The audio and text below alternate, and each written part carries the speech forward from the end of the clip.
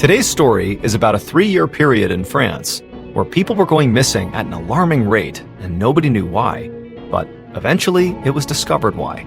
And let me tell you, it is absolute nightmare fuel. But before we get into today's story, if you're a fan of the strange, dark, and mysterious delivered in story format, then you've come to the right podcast because that's all we do, and we upload twice a week, once on Monday and once on Thursday.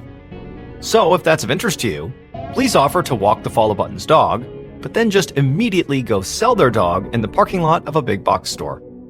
Okay, let's get into today's story.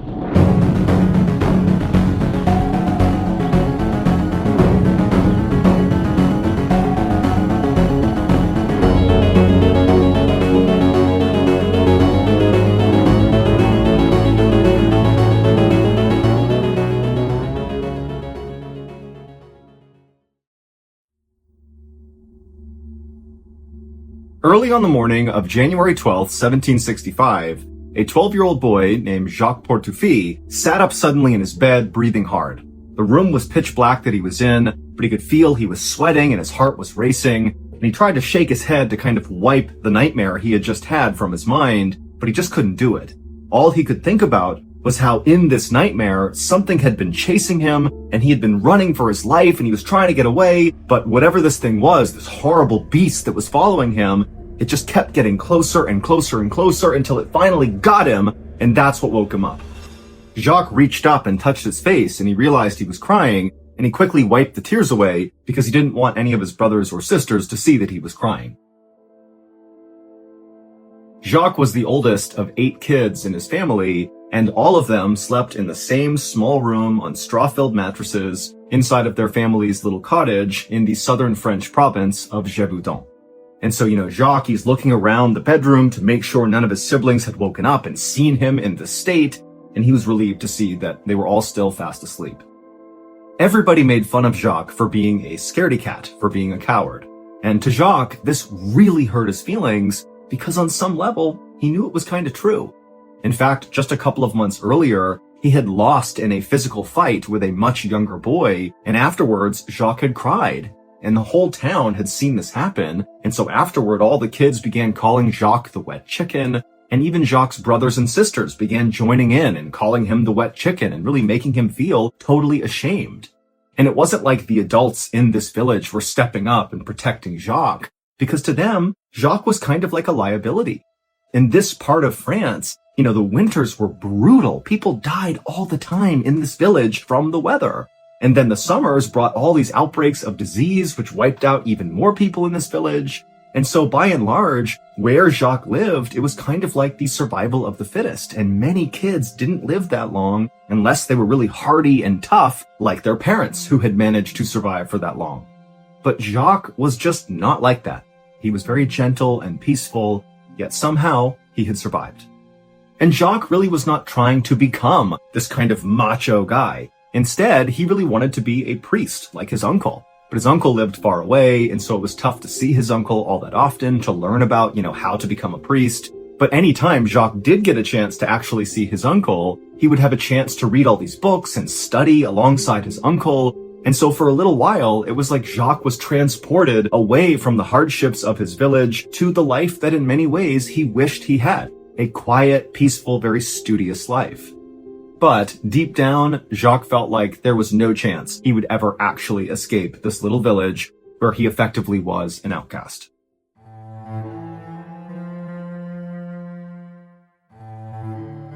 Even though the sun had not risen yet, Jacques just sat on his bed and couldn't fall asleep again after waking up from this nightmare. And so just sitting there in the dark and the quiet, Jacques began to think about what he had to do later that day when the sun did come up. And, like usual, Jacques started to feel afraid.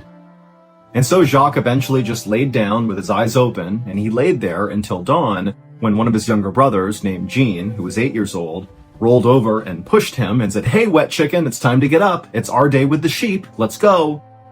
Jacques scowled at his younger brother and shoved him back, but not that hard, because Jacques never really shoved anybody that hard, no matter what they did to him. And then both boys hopped out of their bed, they wolfed down some bread and cheese, and then headed out the door. As soon as they were outside, Jacques noticed that the village was much quieter than it normally was. But then again, these days, villagers did not leave their homes unless they absolutely had to. And so Jacques and Jean made their way away from their cottage down the dirt road to the pen where their family kept all of their sheep.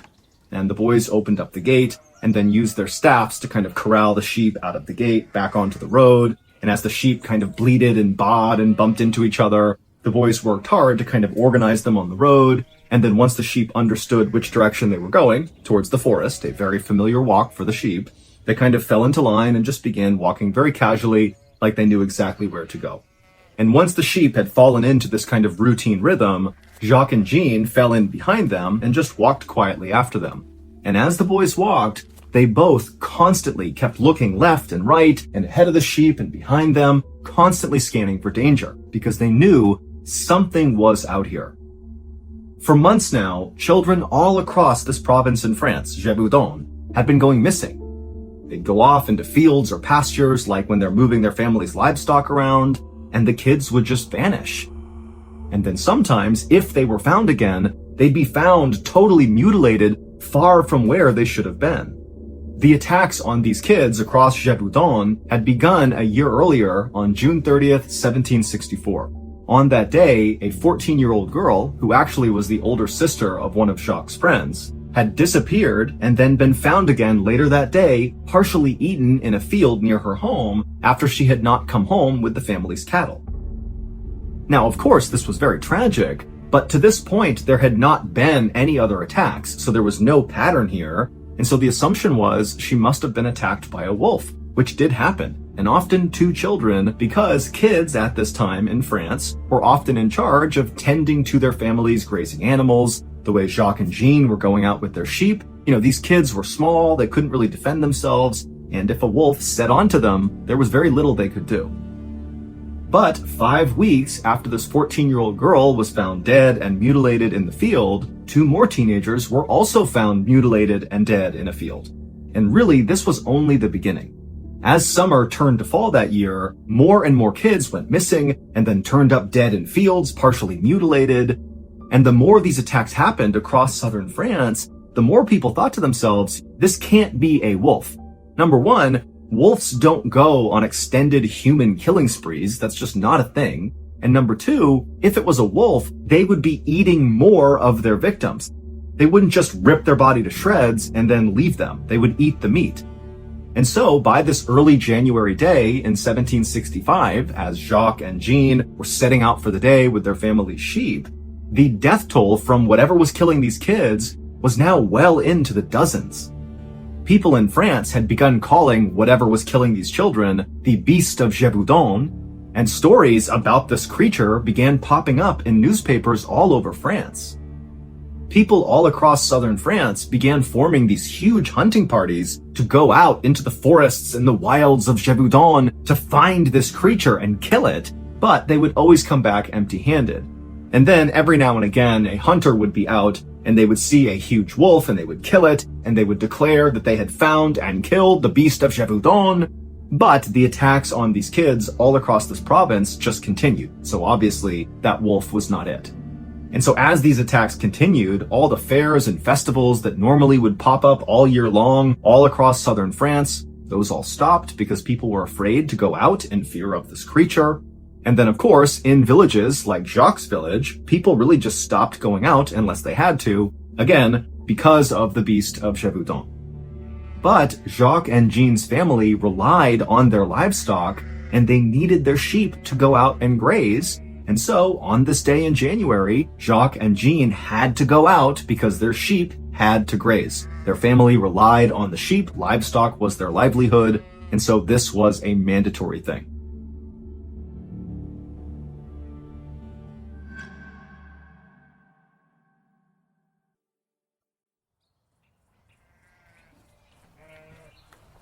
And so, as Jacques and Jean continued walking behind their herd of sheep down this dirt road towards the forest, the 2 boys eventually came to a stop and just turned around and looked back at their village, and they saw walking on the road towards them were 5 more kids, along with 2 additional herds of sheep that these 5 kids were in charge of. Ever since the Beast of Gévaudan had become a thing, Jacques and Jean had begun tending their sheep along with these 5 kids and their sheep. They figured the bigger their group was, the safer they were from this creature. As the 5 kids got closer to Jacques and Jean, Jacques realized that one of the kids that was with them this day was a tall, thin redhead. It was the same younger boy who had recently beaten Jacques up in front of the village, and he had cried and everyone had made fun of him. And so Jacques sees this kid coming, and immediately he can feel his face burning with embarrassment. And then the boy, he sees Jacques, and he immediately smirks and begins flapping his arms like chicken wings. But once these 5 kids and their sheep joined Jacques and Jean and their sheep, they all kind of just went quiet, because none of them wanted to be out there. They were all scared of the beast of Gévaudan, and the only reason they were together was, again, to be safe from this creature that was killing kids left and right. And so, in relative silence, all of the kids and their sheep just slowly walked together down this dirt path, and eventually they made it into the big forest, where just beyond the forest was the pasture where these sheep would graze. And as the group actually entered into the trees and it became dark and more quiet and kind of eerie, Jean actually tugged on Jacques' shoulder and said, "Will you please tell a story?" Because Jean was scared too. The kids were all scared, and they figured, if Jacques just told a story, it would take their mind off of how tense this moment was. And when Jacques heard this request, he actually smiled, because this was something he loved to do. He was a great storyteller. It was like his one strength. When Jean had asked for the story, the kids and the sheep had actually made it to really the end of the forest path. And so by the time Jacques was about to start his story, all the sheep had made their way out of the forest onto this big open pasture right in the middle of the forest. And so as the sheep just kind of filtered out into this open area, Jacques stopped and all the kids kind of came up right behind him. And Jacques started his story by pointing across the pasture to this bog that was right at the base of this big hill. And he said, "Do you see those big rocks in that bog over there? Well, you see the biggest rock? Well, that's not really a rock. It's actually a doorway. And if you move the rock underneath it, there's a portal to another world."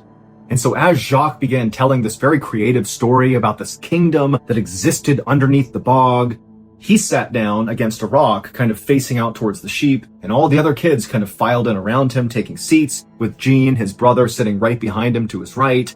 And Jacques, he was just really into the story to the point where he kind of forgot about what was happening with the sheep. And he wasn't scanning around for danger, and neither were any of the kids, including the redhead who had beaten Jacques up. He wanted to act like he wasn't into his story, but in reality, he totally was, and he was just as interested in what was going on with the magical kingdom below this rock.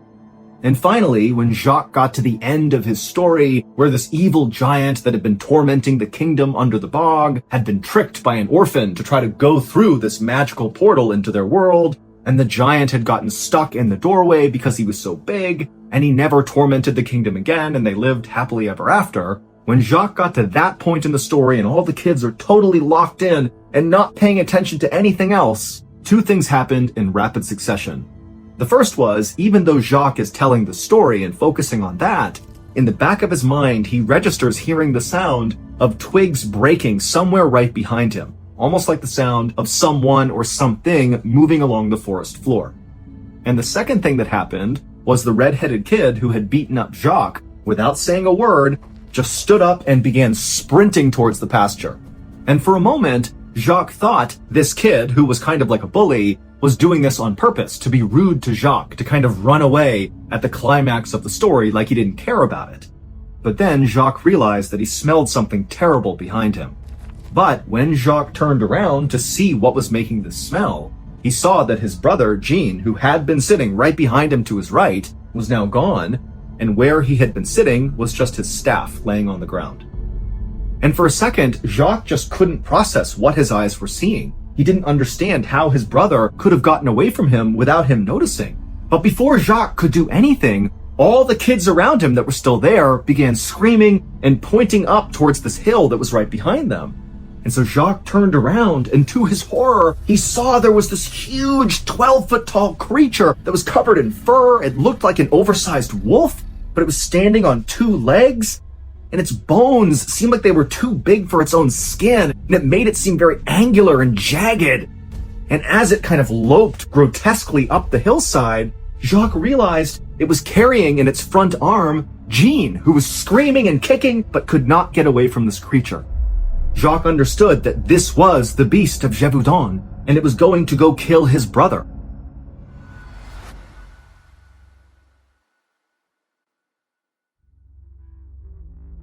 And immediately, Jacques is thinking, you gotta run away, get to safety, get out of here. And all the kids around him, that's what they did. They took off running towards the pasture. They didn't care about Jean. They only cared about themselves. And so Jacques, he knows he needs to get away, save himself, but his legs just will not move. He is rooted to the spot because something inside of him told him he has to save his brother. It doesn't matter if everyone thinks he's a coward. That's his brother. He needs to do something. And so Jacques, he turns to the kids who are running away from him and he screams at them to stop, come back. And the kids were so surprised to hear this strong, authoritative voice coming out of the wet chicken that they did stop and turned around to see what he wanted. And he said, get over here. I have a plan. And so the kids, with the exception of the redhead who had run off by himself, they came back to Jacques and Jacques began telling them his plan to save Jean. And the kids, again, were so taken with how Jacques was really owning this moment and being a leader that they all said, okay, let's do this. And so after this very quick planning meeting, all the kids turned and began running up the hillside towards the beast of Gévaudan with Jacques in the front with his staff out. And the kids gained on the beast really quickly, and the creature clearly noticed and kept turning around and kept looking at these kids getting closer and closer. But the beast did not seem interested in any of them. It just wanted Jean. And in fact, it moved Jean from its arm up into its mouth. And then the creature began kind of using the trees to pull itself faster and faster away from the kids. But Jacques, he just kept going faster and faster and pushing himself to get closer and closer. And as he did, it motivated the other kids to follow along and push it and gain on this creature. And finally, they got close enough to this beast that Jacques yelled out to the kids, now! And they all fanned out around it and began smashing this beast with their staffs they used to shepherd their livestock. Now, none of their blows to this creature were doing any real damage, and the creature did not really seem fazed that the kids were now attacking it. But they were kind of able, with their strikes to this creature, to direct it and get it to kind of turn in the direction that Jacques had told them to make the creature go. And so the kids continued to beat and poke and corral this creature, and every time they'd hit it, the beast would kind of flail out with one of its arms, but it never really did anything because, again, it's really focused, obviously, on taking Jean. But eventually, Jacques' plan worked.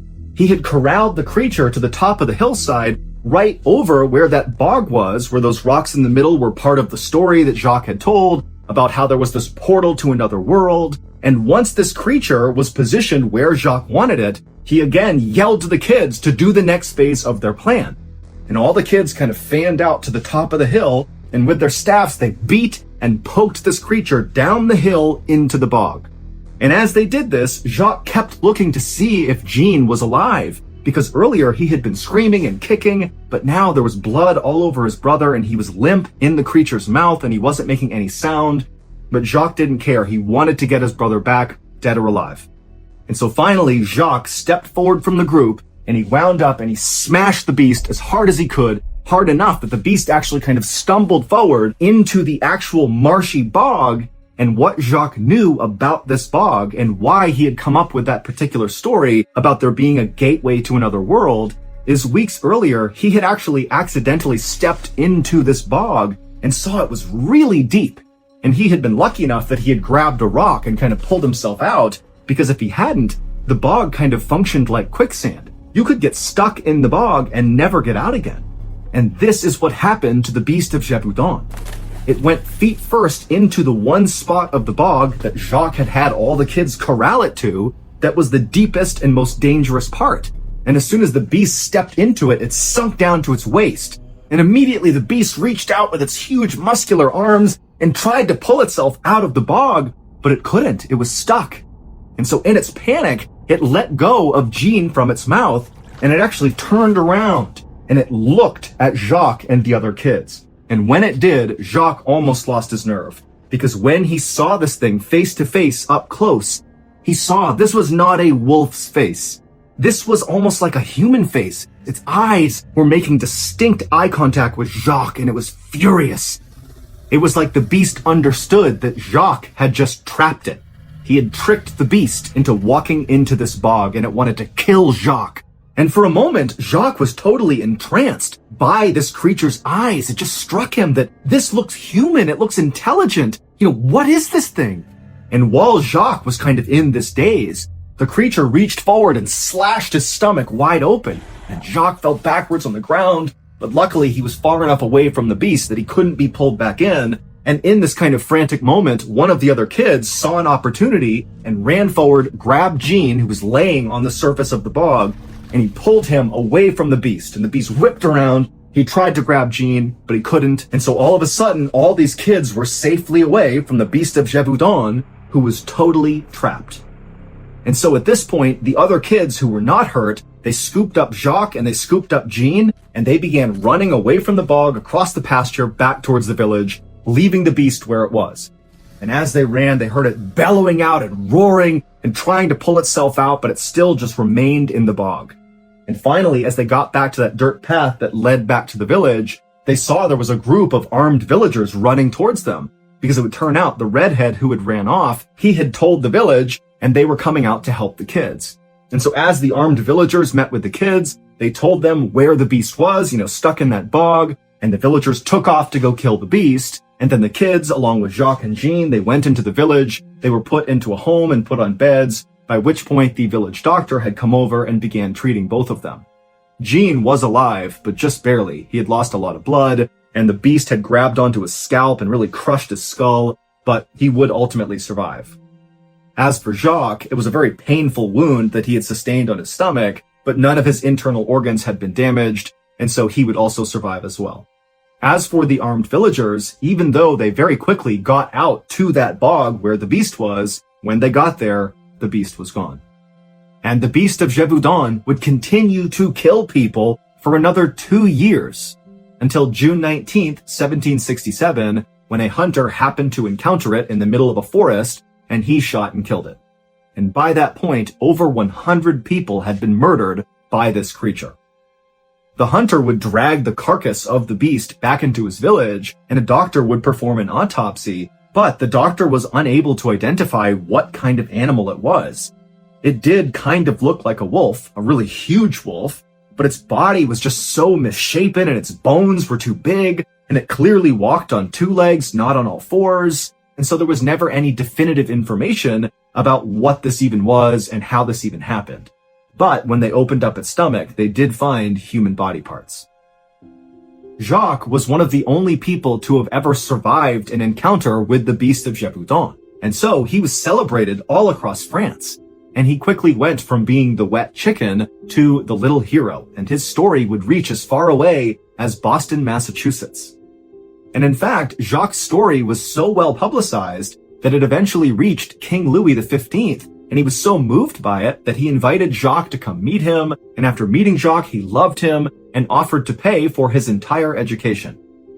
And so Jacques would get to finally leave this little village where he never quite fit in, and he would move to northern France and enroll in a prestigious school there, and he would spend his days reading and writing just like he had always hoped for.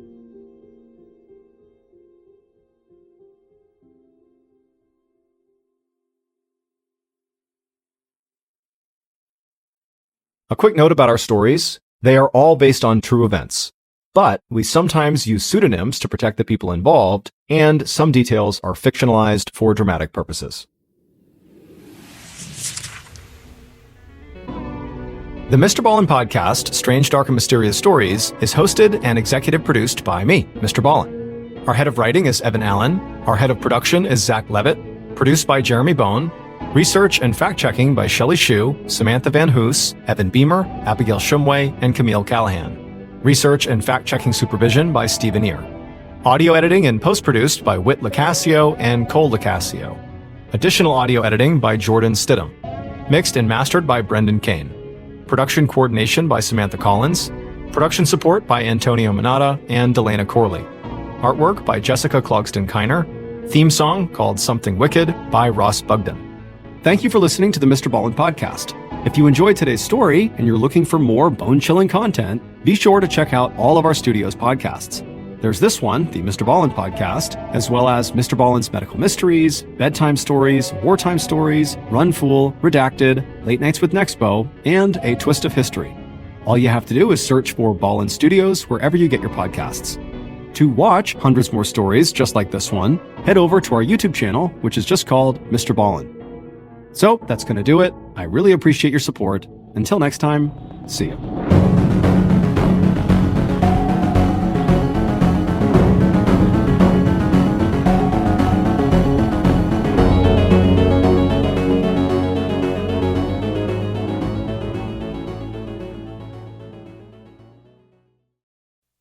Today's podcast will feature 3 stories that all involve terrifying encounters in the wild. The audio from all 3 of these stories has been pulled from our main YouTube channel and has been remastered for today's episode. The links to the original YouTube videos are in the description. The first story you'll hear is called A Walk in the Woods, and it's about 2 women who head into a forest to walk around and try to collect some sap, but little did they know, they were being watched by a monster. The second story you'll hear is called Grizzly Man, and it's about a bear expert that takes too big of a risk. And the third and final story you'll hear is called Exposure, and it's the story of a man and his quest to get the perfect photo, and he would eventually get it, but it would cost him dearly. But before we get into today's stories, if you're a fan of the strange, dark, and mysterious delivered in story format, then you've come to the right podcast because that's all we do, and we upload twice a week, once on Monday and once on Thursday. So, if that's of interest to you, please offer to buy the Amazon Music follow button a brand new set of AirPods, but just give them regular earbuds with the cords cut off. Okay, let's get into our first story called A Walk in the Woods.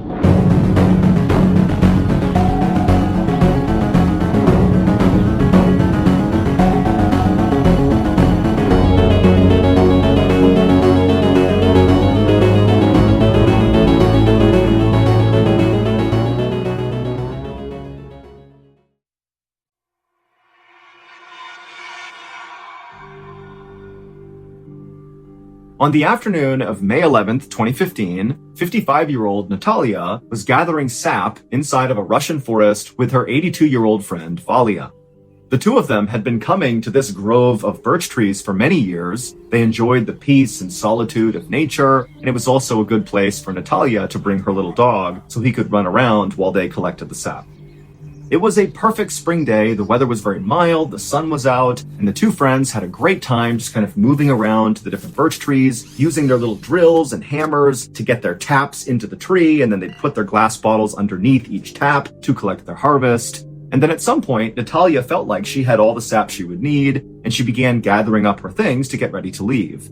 And as she did that, she looked over at Valia, and she had found this really big birch tree, and she had sat down underneath it and was working hard to set her tap. And so as Natalia registered that Valia was over here, kind of doing one more tree before they left, she began looking around for her dog. And she found her dog, and he wasn't too far away from Valia, and he was just kind of moseying around one of the trees, when suddenly Natalia noticed the dog came to a hard stop, and it turned and looked deeper into the forest, like it had clearly registered something that had put it on alert that was out of view. And so Natalia, her view was obscured from whatever the dog was looking at, and so she put down her equipment and kind of moved between the trees to see what her dog was looking at. And at some point, her view cleared, and she saw pretty far off in the forest was something huge, this dark thing kind of moving behind the trees. And suddenly, it jumped out from behind the trees and ran towards the dog. It was a huge Russian brown bear. And so totally horrified, Natalia's watching this bear charge her dog. She looks over, she sees Valia, who's pretty hard of hearing, is sitting with her back to this bear and the dog, still just working on this tree. And Natalia's just frozen for a moment, having no idea what to do. And then instinct suddenly took over, and Natalia just turned and began running away, leaving Valia and leaving the dog. But after only running several paces, she stopped and turned around and saw the bear is still trying to attack the dog, but the dog is standing its ground and barking at the bear, which is kind of causing it to back up and be a little unsure of itself, even though this dog is so much smaller. And still Valia is not reacting at all. She has not heard the bear or the dog, nothing. And Natalia, she's looking back knowing that she needs to do something. She can't just let her friend and her dog get killed. And so Natalia began walking slowly back in the direction of this bear, and she began screaming at Valia to get up and run with her. But the second Natalia began screaming, the bear went from looking at the dog to turning and looking at Natalia, and suddenly it was like the dog meant nothing. the bear had decided it was going to go after Natalia. And so Natalia, she's staring at this bear, realizing, oh my God, it's going to charge me. But before she could even turn to run, the bear had ran at full speed and jumped at her. Natalia turned and she tried to run, but the bear bit down on her thigh, and she felt it crush her leg and pull her to the ground and whip her up against a nearby birch tree. And she's screaming and trying to pull herself away, but the bear is ripping at her leg, trying to yank her back into the forest. And then Natalia, she sees her little drill that she uses to set the tap in the trees, and she reaches out and she grabs it, and she turns, and her leg is being actively eaten by this bear. And she turns on the drill, and she's about to jam it into the bear's eye when the bear suddenly stands up to its full height and then just falls all its weight down onto Natalia's chest. And immediately, Natalia dropped the drill, and the bear clenched down on her throat. Now, at this point, Valia, who again is hard of hearing, she didn't know what was going on, she turned around and saw this bear mauling her friend. And so what does she do? She runs over to this bear right behind it and begins pummeling this bear and screaming at it to get off her friend. And the bear, who barely registers Valia hitting it, it just lets go of Natalia for a second. It turns around, and you got to remember, this bear has been eating Natalia. Its face is covered in her blood.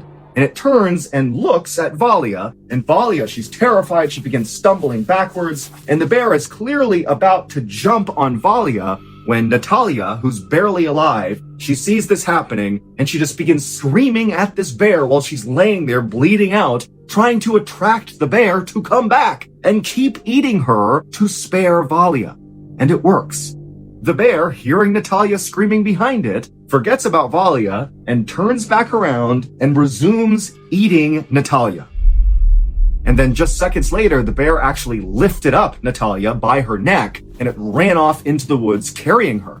And so Valia is just left watching this happen. She knows she's not going to be able to stop this bear, and so she just begins running back towards the car, which was not that far from where they were. And when she got out there, she grabbed her phone and she called the authorities.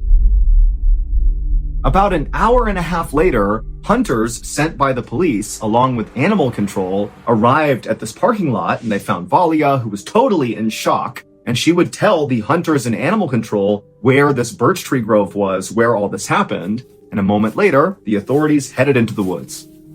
And after arriving at the birch tree grove, they actually saw the bear. It was by itself, and it turned and looked at them, and it began charging them, and they all raised their rifles, and they fired at the bear. And they shot it enough times that the bear collapsed right in front of them, and then they shot it one more time to make sure the bear was dead. But there was no sign of Natalia anywhere. But then suddenly, the authorities turned and saw something move off in the distance, and out from behind a tree came Natalia's little dog. It had somehow not sustained any injuries from this bear, even though the bear had originally gone after the dog, and the dog, it came up to the authorities and then quickly doubled back behind a tree. And so, kind of operating on instinct, the group followed the dog around the tree, and they saw the dog was closely guarding this kind of mound that was covered in sticks and leaves and dirt. And so one of the hunters walked over and looked down, and they realized there was a person underneath this mound. It was Natalia. They pulled off all of the dirt and the twigs, and they found her absolutely destroyed, mauled body. But Natalia was actually still alive. Brown bears are notorious for eating their prey while they are still alive. And in many cases, they will gravely wound their prey, but not let it die, because then the meat is fresher when they come back and eat it later. And so bears will wound their prey and then basically bury them, cover them up with sticks and dirt, kind of like putting it in the fridge, and then come back and eat them later on. And so Natalia was earmarked to be eaten later because she was still alive and buried. Natalia was rushed out of the forest to a nearby hospital, and she would stay there for several weeks because she had serious injuries from this bear. All over her body were these huge bite marks, and a lot of the flesh from her leg had been pulled off. But amazingly, she would recover, although the trauma of nearly being eaten by a bear has never left her.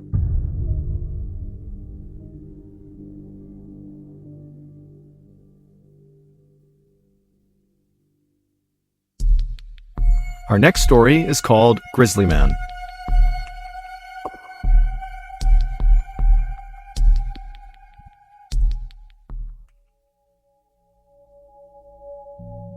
Known as the Grizzly Man, Timothy Treadwell was, above all else, a huge bear enthusiast. His passion for these creatures led to a passion for environmentalism and for documentary filmmaking, the subject of which were the grizzly bears of Katmai National Park in Alaska. And so starting in the late 1980s, Treadwell began going to Katmai National Park and setting up a camp there for the whole summer and filming all of his interactions with the grizzly bears. During the first half of the summer, Treadwell would stay in an area that he referred to as the Grizzly Sanctuary. It was this area near Hallow Bay. It was this big, open, green field. And all the grizzly bears seemed to just converge on this one area and kind of mosey around and be lazy. They were not aggressive at all towards Treadwell, and so he could walk up fairly close to them and just shoot great footage of these huge animals. During the second half of the summer, he would leave the Grizzly Sanctuary and go south to an area called Kaflia Bay. Then it was a much more densely forested area with lots of grizzly bear trails. Treadwell could use vegetation to get right up close to some of these bears without them necessarily seeing him. He referred to this area as the Grizzly Maze. Treadwell developed a fairly bad reputation amongst the park rangers of Katmai National Park because he was pretty reckless about how he interacted with these animals. I mean, they are big, wild predators, and he would get right up close and in their personal space, and every time he was just rolling the dice because eventually they thought something bad was going to happen to him. Treadwell believed he was taking every precaution and that what he was doing was safe. But Treadwell had become very emotionally connected to the grizzly bears he was seeing at Katmai National Park. He felt so comfortable with them that he would actually walk up sometimes and pet and goof around with the bear cubs. And for whatever reason, the grizzly bear parents would not harm him. And so he felt like he was kind of one of them, and they respected him and they welcomed him into their environment. Normally, whenever Treadwell went to Alaska for the summer, he would go alone. It was just him and his camera. But at the end of the summer, in October 2003, when normally Timothy would leave Alaska because October is the time when the grizzlies become more aggressive because they're trying to eat as much food as they can before going into hibernation, Timothy decides that instead of leaving, he's going to extend his stay one more week, and he's going to fly his girlfriend, Amy Huguenard, into Alaska to spend that week with him. Friends and family did not think this was a good idea, but Timothy was like, nope, it's going to be just fine. I know these animals better than anybody else. They are not going to hurt us. So he flies Amy in and they set up camp along a grizzly trail inside of the Grizzly Maze. Neither of them were carrying a weapon or bear repellent spray. A week later, when the pilot returned to pick up Timothy and Amy, he looked up the hill and he could clearly see their campsite was not broken down. They had not packed it up yet. They were not down at the shoreline. So he gets out of his plane and he starts walking up the hill towards their campsite, thinking maybe they lost track of time. Maybe they don't know they're getting picked up today. And as he crests the hill, he sees there is a huge grizzly bear pacing around as if guarding its prey in the middle of this campsite. The grizzly sees the pilot and makes a move as if he's going to run towards him. The pilot turns, runs back to his plane, and flies out of there. And he calls park rangers and alerts them to this grizzly bear that's in the middle of Timothy and Amy's campsite. When the park rangers finally arrived and made their way up to the campsite, they could tell right away that Timothy and Amy were deceased. Their remains were scattered all around this campsite. It was clear that a grizzly bear or more than one grizzly bear had absolutely ripped them to pieces. However, this wasn't even the most horrifying part of this discovery. As the bodies were being taken away, the park rangers began bundling up their stuff to take with them, and they found inside the tent a camera that had a 6-minute tape on it. At first, when they hit play, they thought it was a blank tape, but it wasn't. It was just inside the tent when it was recording, and so it had no visual, but then they started hearing audio. And for 6 agonizing minutes with a blank screen, they heard crystal clear audio of Timothy and Amy being eaten alive by a grizzly bear. The audio suggests that Treadwell had left their tent because they heard a bear outside and was attacked. And he starts screaming for Amy to come outside. The bear has Timothy's head in its jaws, and Timothy is screaming, "It's killing me, it's killing me." And Amy is screaming back, "Play dead." And at some point, it's clear that's not working. They have no way to fight the animal. And Timothy starts yelling for Amy to run away. She's paralyzed with fear. She's screaming at the top of her lungs. And then Timothy is groaning and screaming, and eventually it stops when he drags Timothy away. And then Amy doesn't try to run away. She's just kind of frozen in terror, and you hear the bear come back, and then her screams pick up, and then the tape goes quiet.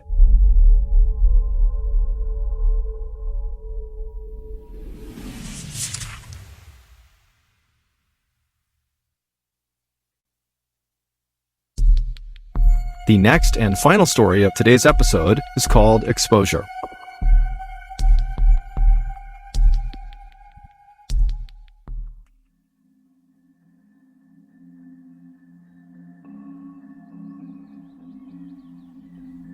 Saturday, April 25th, 1987 was a beautiful spring day in the mountains of northwest Montana. It was exactly the kind of day that 40-year-old Charles Gibbs and his wife Glenda had been waiting for months. The sky was clear, the sun was bright, and the breeze was warm. And so, at around 9 a.m. that morning, Charles and Glenda had a quick breakfast inside of their house in the rural city of Libby, and then they started stuffing their backpacks full of their hiking equipment. Charles and Glenda were going to go to Glacier National Park, which is a 1 million acre wilderness preserve with alpine meadows, forests, rivers, and lakes that are so bright and crystal blue they almost look like they're glowing. The park is ringed by snow-covered mountains, and it's dotted with glaciers, which are huge masses of pure ice that jut up out of the rock and make you feel like you've stumbled onto some ancient frozen planet. The park is actually so otherworldly that when Hollywood producers were looking for a location to shoot the heaven scene in the big movie What Dreams May Come, they chose Glacier National Park as their location. And for Charles and Glenda, this place practically was heaven. It was the place they went all the time to go hiking, especially on beautiful sunny spring days. After packing all of their gear, Charles and Glenda made their way out the front door and began heading to their car, when as they were walking, Charles suddenly stopped short, shook his head, turned around, and ran back inside the house. When he came back out again, he was carrying his camera bag, and so he ran over to the car, he sat down in the driver's seat, and he grinned at his wife, and he held up the bag, and he said, "Now we're ready." Both Charles and Glenda worked for the public schools in Libby. Glenda was an elementary school teacher, and Charles drove a school bus. But like a lot of people who lived in Montana, their real passion was the outdoors. And for Charles specifically, his real passion was wildlife photography. He was actually a pretty accomplished amateur photographer. He'd had a couple of photo exhibits locally, and he'd gotten a few of his pictures published in the local newspaper. But what Charles really wanted to do with his photography was get one of his wildlife pictures published in a weekly publication called the Hungry Horse News. The Hungry Horse News was a tiny publication, but they had won a Pulitzer Prize, which is the highest award for American journalism. And the Hungry Horse News was famous for its nature photography. Charles had been submitting his work for years to the Hungry Horse News, but the editor kept rejecting them, telling Charles that his photos were totally beautiful, but they weren't dynamic enough. Nothing was happening in these photos. And so that morning, on the couple's drive to Glacier National Park, Charles began talking out loud to Glenda about what strategy he was going to use for his photographs during their hike. You know, what route they were going to be on and what was the best angle to take certain pictures. And as Glenda listened to Charles, she just smiled to herself because it was like, no matter how many times Charles got shot down by the Hungry Horse News, she knew he was never going to give up. And so she loved his determination and just unflappable attitude about his craft. At around 11 a.m., Charles and Glenda pulled off the highway and began heading towards the trailhead where they would start their hike that day, which was located at the base of Elk Mountain on the southern border of the park. The route they had chosen for that day was not one of the most popular at the park. And the reason for that was the trail was really steep, and in certain parts of it, it was fairly overgrown. And so really only the most hardcore hikers would go up this trail, of which there weren't that many. And so Charles and Glenda were used to being on this trail and seeing no one. But they preferred it that way. They loved being alone out in nature. Finally, they reached the gravel parking lot right at the trailhead, and Charles parked their car, and then he and Glenda hopped out, they grabbed their bags, and then began walking on this trail. The first mile of this trail brought the couple out along an abandoned road, and then over some railroad tracks, and then out into this beautiful field full of white flowers. And then the trail really started to get difficult because it basically went straight up the side of a mountain. And as they walked up this really steep part of the trail, Charles was nonstop taking pictures of everything he saw. There were deer and mountain goats, and at some point the couple reached a clearing on this steep section where they could look down and see a lake, and they saw there were beavers hard at work building a dam. And so, of course, Charles got a picture of that too. Now, these were the days before digital photography, and so all these pictures that Charles was taking, he couldn't actually see. He needed to go home and develop the film to see if anything he took was worth keeping. But as Charles and Glenda continued their hike up this mountain, Charles was getting more and more excited about some of the shots he was getting. He felt like they were going to be really, really good, and Hungry Horse News was going to finally accept his work. The couple made it to the summit of this trail by early afternoon, and from up there, they had this beautiful panoramic view of all these jagged mountaintops that were covered in snow, separated by these huge valleys and prairies, and Charles and Glenda were the only ones up there, and so they had this unbelievable view all to themselves. And so the couple would eat the lunch that they brought with them while sitting on this rocky outcropping, kind of looking out over this stunning view. And then when they were done, they packed up their stuff and began heading back down because they knew they wanted to get off of this trail and out of the park before sundown. It was just about 5 p.m. when Charles and Glenda had reached the final slope of this steep section of the trail, and they were getting closer and closer to that big open field with the white flowers. And as they're going down this last section of steepness, Charles suddenly grabs Glenda and stops her and puts his fingers to his lips and then turns around and points behind him. Charles was visibly excited about whatever he was pointing at, but when Glenda looked in the direction he was pointing, she couldn't see anything, but she obviously knew that whatever he was pointing at, Charles wanted to take a picture of it. Now, Glenda, by this point, was really tired from the hiking and just wanted to go back to the car and go home. I mean, after all, Charles had taken dozens and dozens of pictures that day. Like, we don't need to get one more. And so Glenda would look at Charles impatiently, basically suggesting, like, come on, we can come back another time. But Charles didn't budge. And he looked at her like, please, I want to get one more photo. And so Glenda kind of did one of these and was like, okay. And Charles said, thank you. I'll meet you at the car. And so Glenda stood there and watched as her husband got his camera out, turned around, and began slowly making his way back up the trail. And again, Glenda's looking. She can't see what he's going to take a picture of, but she figured, he had his plan. And Glenda, she turned around and began heading back down towards the car. It didn't take long for Glenda to get back to the car. She got there right around 6 p.m. And when she got there, she hopped inside, sat in the front passenger seat, turned on the radio, and then she expected to have to wait for maybe another 20 minutes or so for Charles to finish up and come join her. But Glenda, after sitting in the car, was so tired that she accidentally fell asleep. And when she woke up again, she was kind of disoriented, and immediately she looked to see if her husband was in the car with her, and he wasn't. And she's looking outside. It's getting pretty dark out. She glanced at her watch. It was 7 p.m., which means Charles had left her for at least an hour by this point. And she's thinking, there's no way Charles would have been gone for an hour. He would never do that. He would never leave me alone like that. And so Glenda began glancing around her, kind of half expecting to see Charles just outside of their car, doing something, but she was all alone. There was no other hikers or cars. Charles wasn't there. And so starting to panic, Glenda got out of her car and began hustling back onto the trail to go look for Charles. And so she's yelling for Charles. She's looking around. It's getting darker and darker, and there's no sign of Charles. He's not calling back to her. It's just totally silent. She walks along the abandoned road. She reaches the railroad tracks. She gets into that meadow with the white flowers, and still there's no sign of Charles. And she gets to the base of that steep section of the trail, and she's looking up at all these trees and how dark it was getting. And she's thinking to herself, if Charles is in trouble somewhere up there, there's no way I can help him by myself in the dark with no equipment. No one knows I'm here. I mean, this is an emergency and I need help.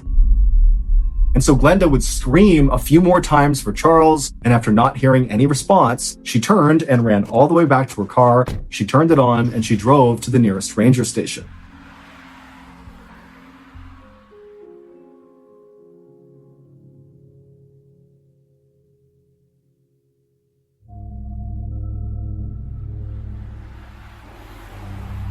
When she got there, she ran inside and immediately told the ranger where her and Charles had been, which trail they were on, and where roughly they were on this trail when she had gone to the car and Charles had turned around and gone uphill to take a picture of something. And as Glenda told the ranger all these details about where they were inside of the park, he really started to look worried. And when Glenda was done explaining, he told her that, yes, we need to go right now and look for your husband, but I can't have you on that trail. It's too dangerous. And so this ranger had Glenda wait at the ranger station, and the ranger, by himself, headed back to the trailhead to go looking for Charles. And so the ranger, he gets to the trailhead, he hops out, he's got a rifle and a flashlight, and he begins walking along this trail, and by now, it's dark out. And so he's looking straight ahead with his flashlight and scanning side to side. He's calling out for Charles, and he's walking this trail. He gets all the way across the train tracks, through the meadow, and he gets to the steep section, and he actually begins going up this part of the trail until roughly the area where Glenda had described Charles going one way and her going back down. And when he got there, there was no sign of Charles, and so the ranger just took his rifle and fired 3 shots into the air, hoping that that might get Charles, if he was in the area, to hear him and call out or do something to indicate where he had gone. But after firing his gun, the ranger heard nothing. By this point, it was approaching midnight, it was totally pitch black outside, and the ranger knew that at this point, Charles was missing, and they really needed to organize a true search party to try to find him. But they would have to do that the next morning when they had light again. And so the ranger called out a few more times for Charles, and after not hearing anything, he reluctantly turned around and made his way back to his truck and drove back to the ranger station, where he would tell Glenda that he could not find her husband and they would now have to wait for sunrise. At sunrise the next morning, 20 searchers arrived at the trailhead where Charles and Glenda had been, and the searchers had dogs, and all the dogs had Charles's scent from some clothes that was in Glenda's car. And so this big search team very slowly and methodically began moving down this trail.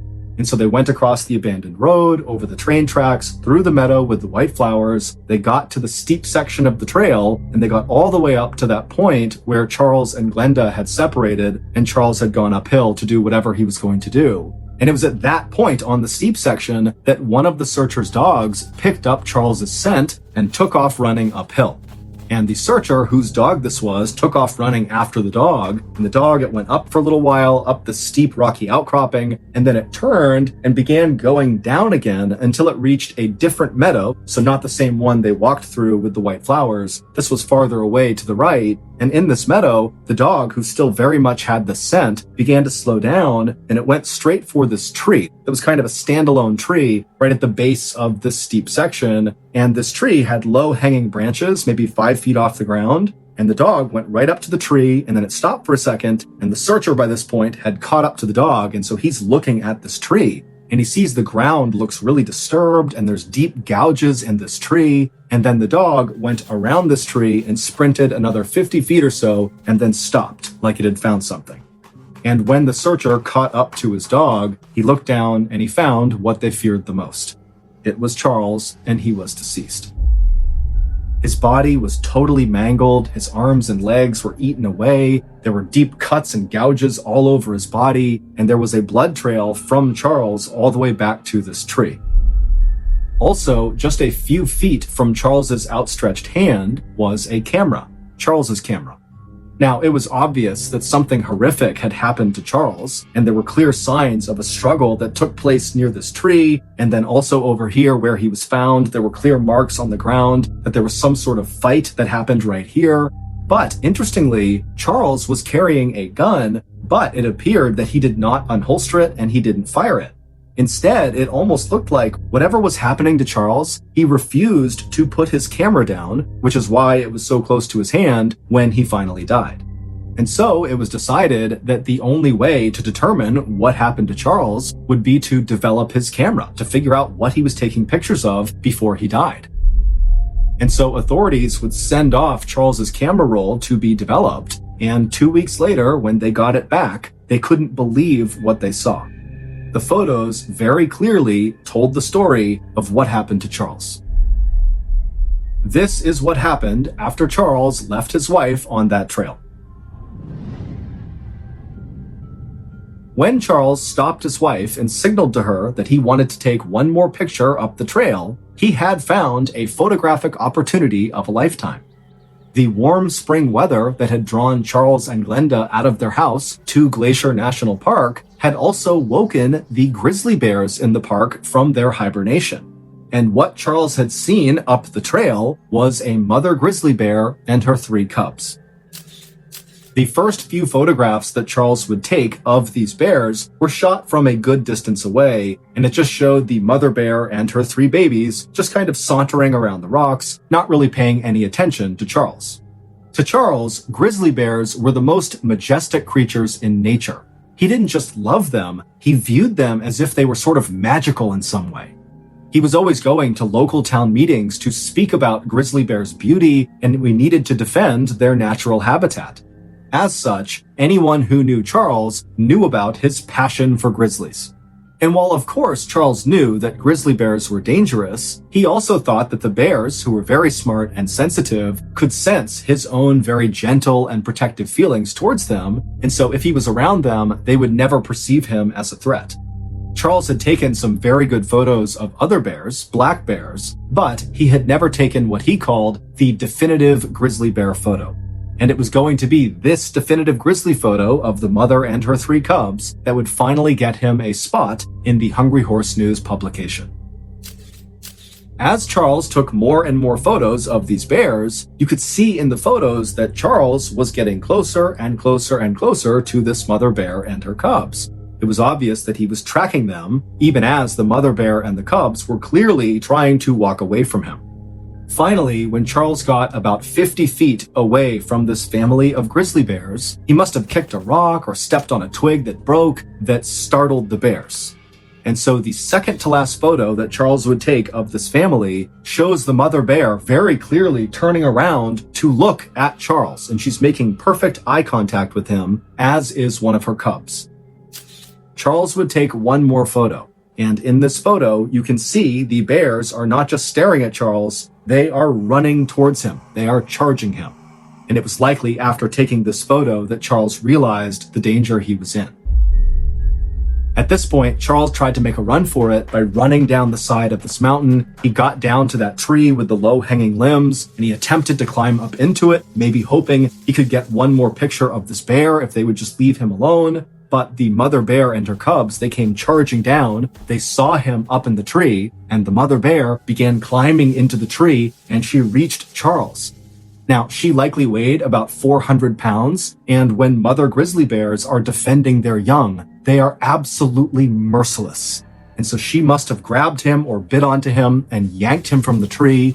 And Charles somehow, after being pulled to the ground and getting slashed and bit by this bear, he managed to break away from her, as we can tell from the blood trail, and he made it about 50 feet away from this tree before the bear chased him down again, jumped on top of him, and killed him.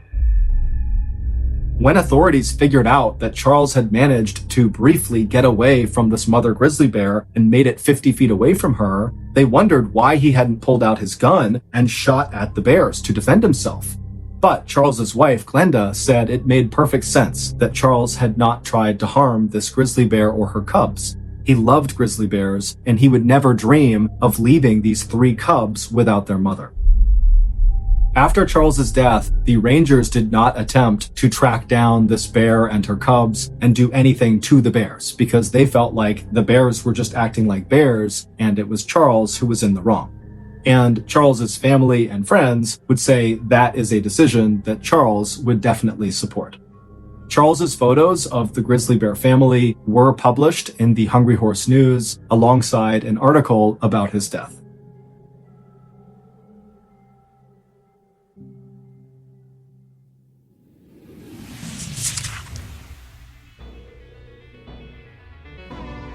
Thank you for listening to the MrBallen Podcast. If you enjoyed today's stories and you're looking for more bone-chilling content, be sure to check out all of our studio's podcasts, MrBallen's Medical Mysteries, Bedtime Stories, and Runful. Just search for Ballen Studios wherever you get your podcasts and you'll find them all. Also, there are hundreds more stories like the ones you heard today, but in video format on our YouTube channel, which is just called MrBallen.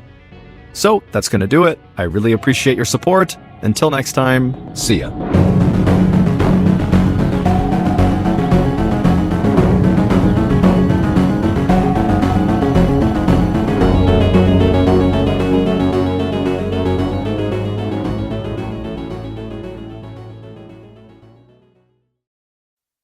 Today's podcast will feature 3 horrifying stories that will make you wonder who or what may be lurking in the forest. The audio from all 3 of these stories has been pulled from our main YouTube channel and has been remastered for today's episode. The links to the original YouTube videos are in the description. The first story you'll hear is called Pound Cake, and it's about a girl who takes a shortcut on the Appalachian Trail. The second story you'll hear is called The Dream, and it's about 3 hikers who attempt a rugged hike in terrible weather. And the third and final story you'll hear is called Big Footprint, and it's about a mysterious set of footprints that are found in a marsh. But before we get into today's stories, if you're a fan of the strange, dark, and mysterious delivered in story format, then you've come to the right podcast because that's all we do, and we upload twice a week, once on Monday and once on Thursday.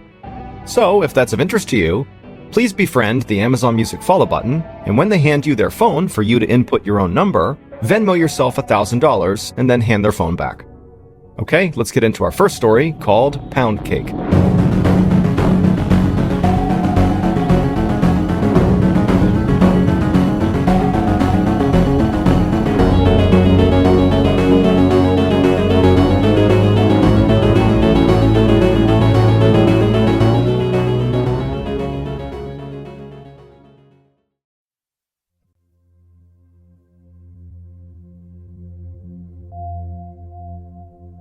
In 1989, 22-year-old Eloise Lindsay was a fresh college graduate, and she was at a crossroads in her life because even though she just earned her degree, she really didn't know what she wanted to do with her life.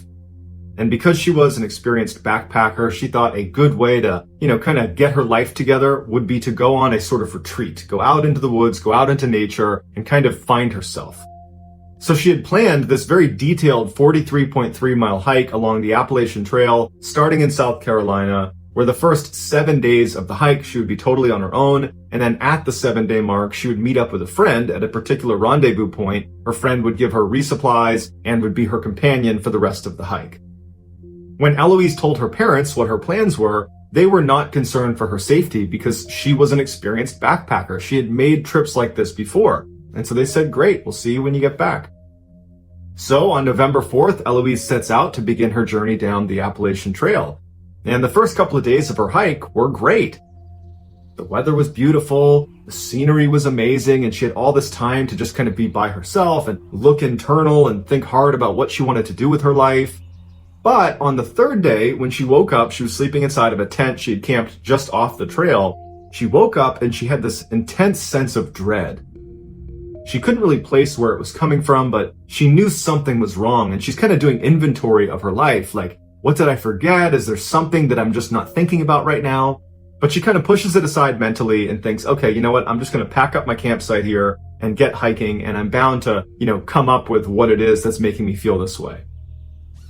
So she gets out of her tent and she begins packing up her campsite, and she's looking out, kind of scanning the tree line, not because she was looking for anything, but just because she happened to be looking out. And she could have sworn that she saw a man standing, 30, 40 feet away behind a tree. And she kind of did a double take and was staring at him. It's, it's broad daylight, it's the morning, and they're near a trail, so it isn't like unbelievable that there might be someone near her at that very moment. But she kind of did a double take and she looked at them again, and this person was gone. And she stood there for a minute, just kind of looking in the direction of where she had seen this guy, wondering, is my mind playing tricks on me? Did I really see someone there? Why aren't they showing themselves again? If there was someone there, they clearly must have just been looking at me. Why aren't they, poking their heads out again to communicate with me in some way? We're out in the middle of nowhere. We should be talking to each other.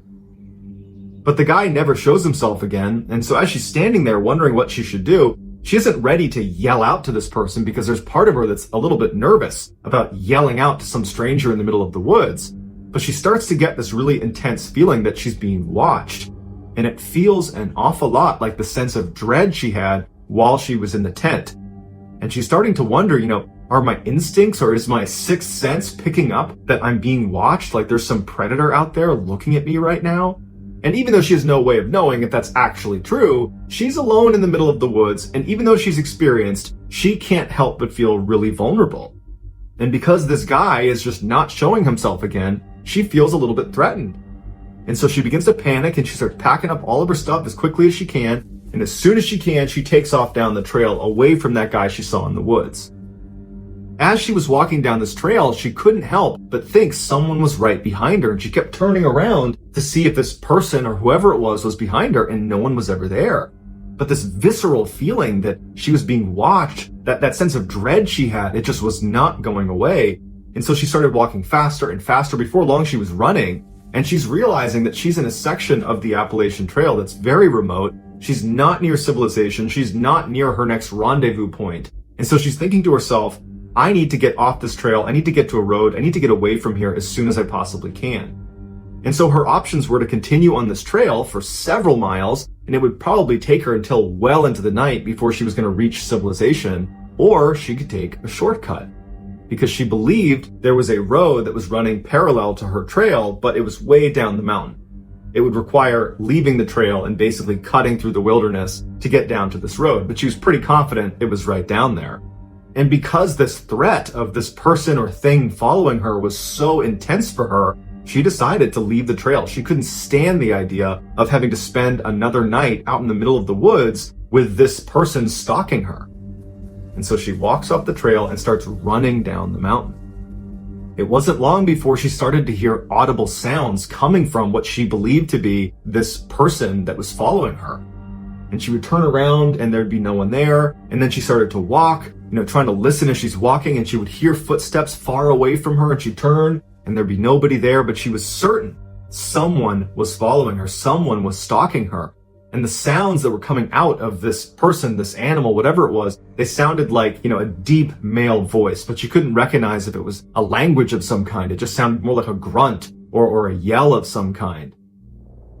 And so her heart rate's elevated, she's panicking, and she's walking as fast as she can just through the middle of the wilderness, hoping she's walking towards this road. But after walking and running for miles into the middle of nowhere, she has not come to a road. It's now completely dark out, and she knows she's lost. And so she has to set up camp in the middle of nowhere, and she knows somewhere out in the middle of the woods is some person or something that is stalking me.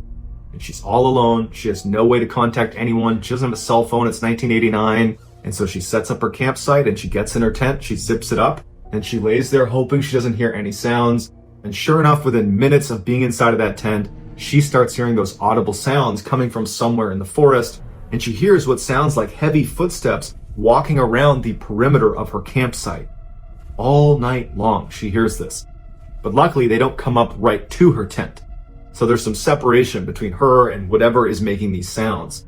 And then finally, the sun comes up. She is out of that tent, packs it up, and continues running in the direction she hopes is the road. And of course, all day long, she has that sense that someone is watching her. She's hearing footsteps coming from behind her. She would turn, she doesn't see anything. She would hear that audible grunting sound or that low voice coming from somewhere behind her. But again, she would never see whoever it was or whatever it was that was making the sound. And then again, the sun is starting to set, and she has not found the road. She hasn't found a trail. And she's thinking to herself, I can't even backtrack, because if I turn around and start walking backwards, I'm bound to run into this very thing I'm trying to escape. And so once again, she sets up her campsite in the middle of nowhere. She gets inside, and as soon as she's laying in her tent, she starts hearing those heavy footsteps somewhere out in the woods, kind of walking around the perimeter of her campsite. She's hearing that low, audible sound that she can't quite place. And at some point she falls asleep. She gets up the next morning. She jumps out of her tent, packs it up, and starts running, hopefully in the direction that will bring her to civilization. A couple days later, when Eloise was supposed to meet her friend on the trail at the 7-day mark, and they were going to finish the hike together, well, Eloise doesn't show up. But after several hours, when Eloise did not show up, her friend left the trail and contacted authorities and filed a missing person report. And the police would launch this massive search for Eloise along the stretch of the Appalachian Trail where she had said she would be. And for the next 14 days, hundreds of police and volunteers and helicopters are scouring this area, and there's no sign of Eloise. And so after 14 days from the time her friend filed the missing person report, the police had to turn the search off, and they say, look, we can't find her.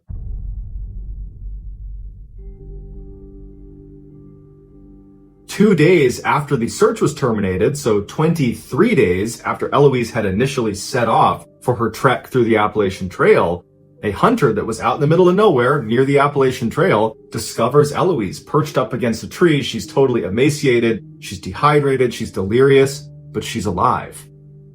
At first, she was terrified of the hunter because she believed the hunter was this person that had been following her. But when she realized he was there to help, she went with him, she was brought back and brought to a hospital, and she was checked out, and besides being dehydrated and, emaciated, she was okay. And she would detail in multiple interviews and in her official statement that she had been chased for the past almost 3 weeks in the middle of the woods, and she doesn't know who it was or why they were chasing her. And then interestingly, she said right before she was found, so a couple of days before this hunter finds her, this person, this thing, whatever it was that was following her, got so close to her a couple different times that she was so scared she ditched her backpack that contained all of her life-saving equipment, like her sleeping bag and her tent, and it had some food and water in there. She ditched that so she could be lighter, so she could run faster away from this thing that is chasing her in the woods. So you gotta figure, you gotta be at such a high level of fear that you're prepared to ditch the one thing you really require to survive out in the wilderness, which was her pack full of supplies. And then, after she's ditched her pack and she's run for some distance, she's got no supplies, no food, no water, she stumbles across this tree in the middle of nowhere that wedged inside the trunk is a cache of donuts and pound cake. And so she takes the donuts and pound cake, and between that and the stream water she had found, that's what kept her alive for the last few days before she was found. Eloise says she has no idea what to make of her experience, and law enforcement were baffled by it as well. Some people think Eloise had a mental break, and she effectively made this whole situation up. That she really was lost in the woods, but no one was chasing her, and she was just kind of paranoid and running around the wilderness for a couple of weeks.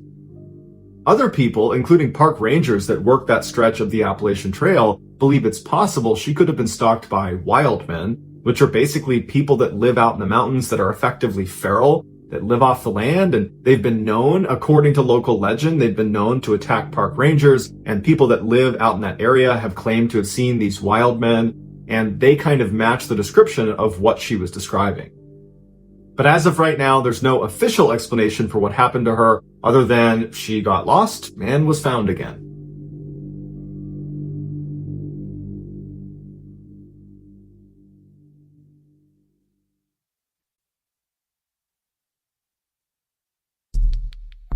Our next story is called The Dream.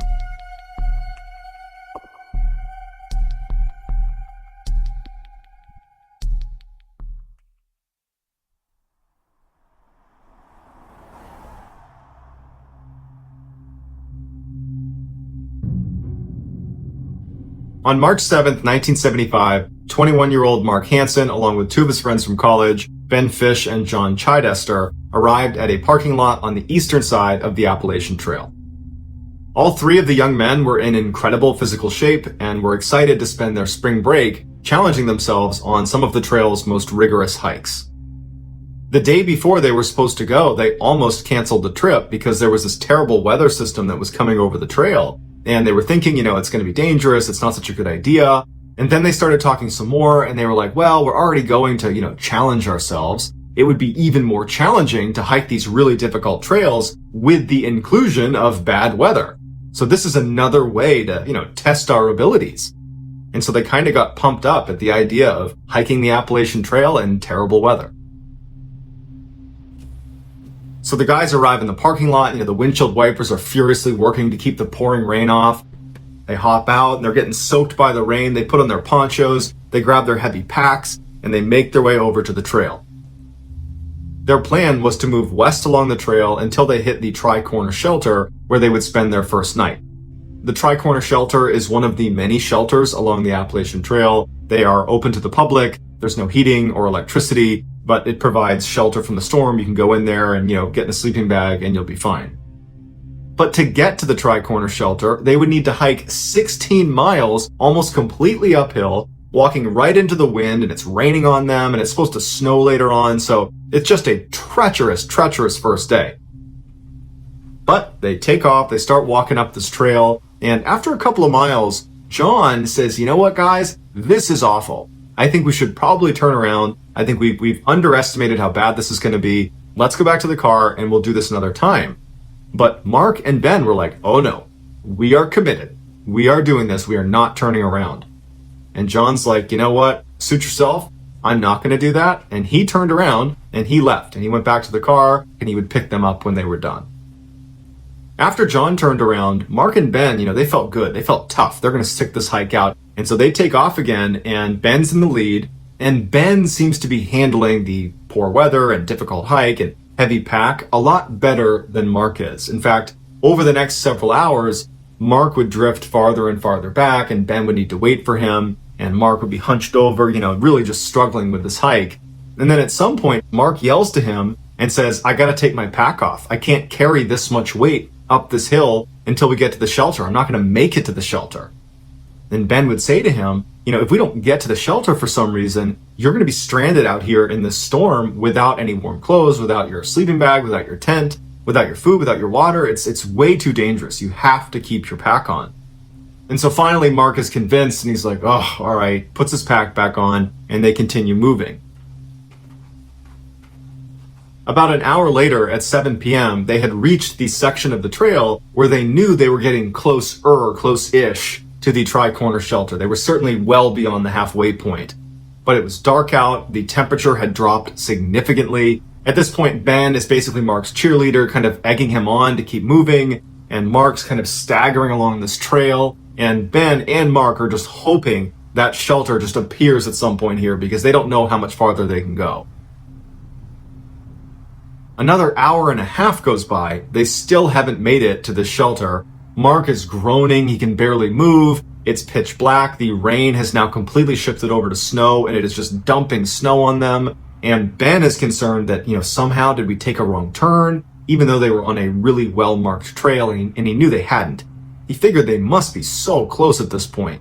And it was around this time that Mark yells out to Ben, I'm done. I can't go any farther. And he sits down right in the middle of the trail. He's sitting down with his pack, and he's just laying there, and Ben is like, come on, we're so close, you can't sit down now. And Mark's like, I'm not moving. I can't do any more. I'm going to sleep right here. Ben knows this is a bad idea.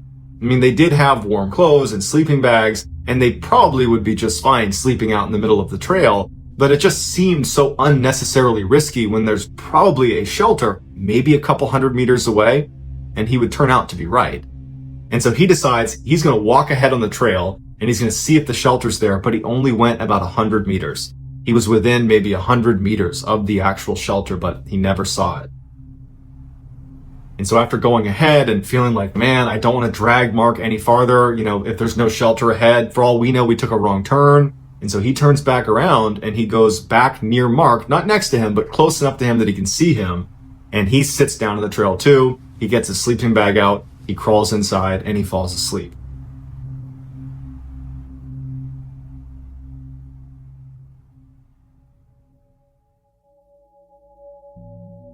That night, Ben would have this vivid, horrible nightmare where he heard Mark screaming for help, yelling for Ben to come save him as he's being dragged off the trail into the forest.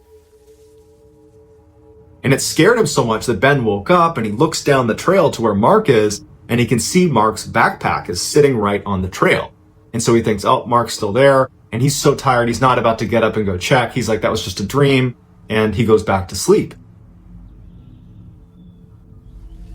The next morning, when the sun comes up, Ben gets up again, and the first thing he does is he looks over at Mark, and he sees the pack, but he realizes that Mark is not there. It's just the backpack. And so Ben jumps up and he yells for Mark. He doesn't get a response. He's looking around thinking he's got to be around here, but he's not. It snowed that night, so any tracks Mark would have left to show where he went to were now covered up. And that's when it dawns on Ben that that dream he had the night before, that might have been real. And he has this sinking feeling that something horrible has happened to Mark and that he didn't save him. And so he thinks, I gotta get authorities. He grabs his bag. He leaves Mark's there because he's thinking maybe he'll come back and he'll grab it. And Ben turns and runs down the trail in the direction he hopes is towards this Tri-Corner shelter. And he can't believe it when literally 200 meters away, he finds the Tri-Corner shelter. They were that close. And inside are other hikers. He was able to get one of them to run down and get Park Services to know that they have a missing hiker on the trail. Searchers were dispatched to the area where Mark and Ben had been sleeping on the trail. The first thing they did is they went to his bag, and inside were all the things he would need to survive out in the wild. His tent, his warm clothes, his sleeping bag, his food, his water, everything. It was all left there. Over the next few days, hundreds of searchers combed the area, they had helicopters overhead, and they made no significant discovery. However, one park ranger discovered this huge cave that was not that far away from where they had been sleeping. And inside of this cave, this ranger said a large mammal had been staying recently. It was not there now. And there was all these animal bones inside the cave. So it was obviously a predator of some kind. And so there was speculation that between this cave that probably held, a bear or something like that, and Ben's dream that probably was reality of Mark being pulled off the trail screaming for help, that maybe Mark was attacked by some animal that dragged him away.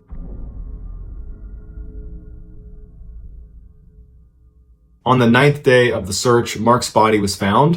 It was located 3 miles down the hill from where he and Ben had been sleeping up on that trail. Mark was positioned up against a tree. His jacket was open, his gloves were off, and his boots were off, and they were placed right next to him. An autopsy concluded he must have died within 24 to 36 hours of leaving that trail.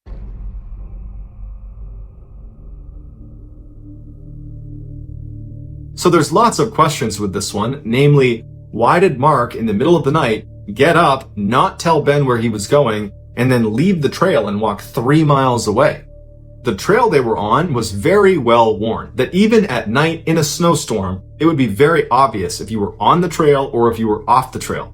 So Mark had to have known he was leaving the trail. But even if Mark had a great reason for wanting to leave the trail, just hours earlier, he couldn't even stand. That's why they were even laying on the trail to begin with, because he couldn't go any farther.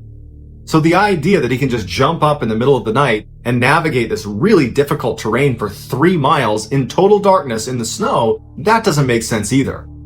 And then you have Ben's dream, where he hears Mark screaming for help, and he's yelling for Ben to come save him as he's getting dragged off the trail.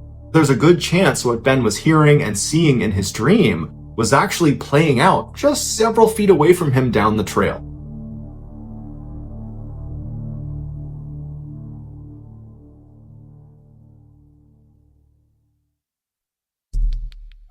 The next and final story of today's episode is called Big Footprint.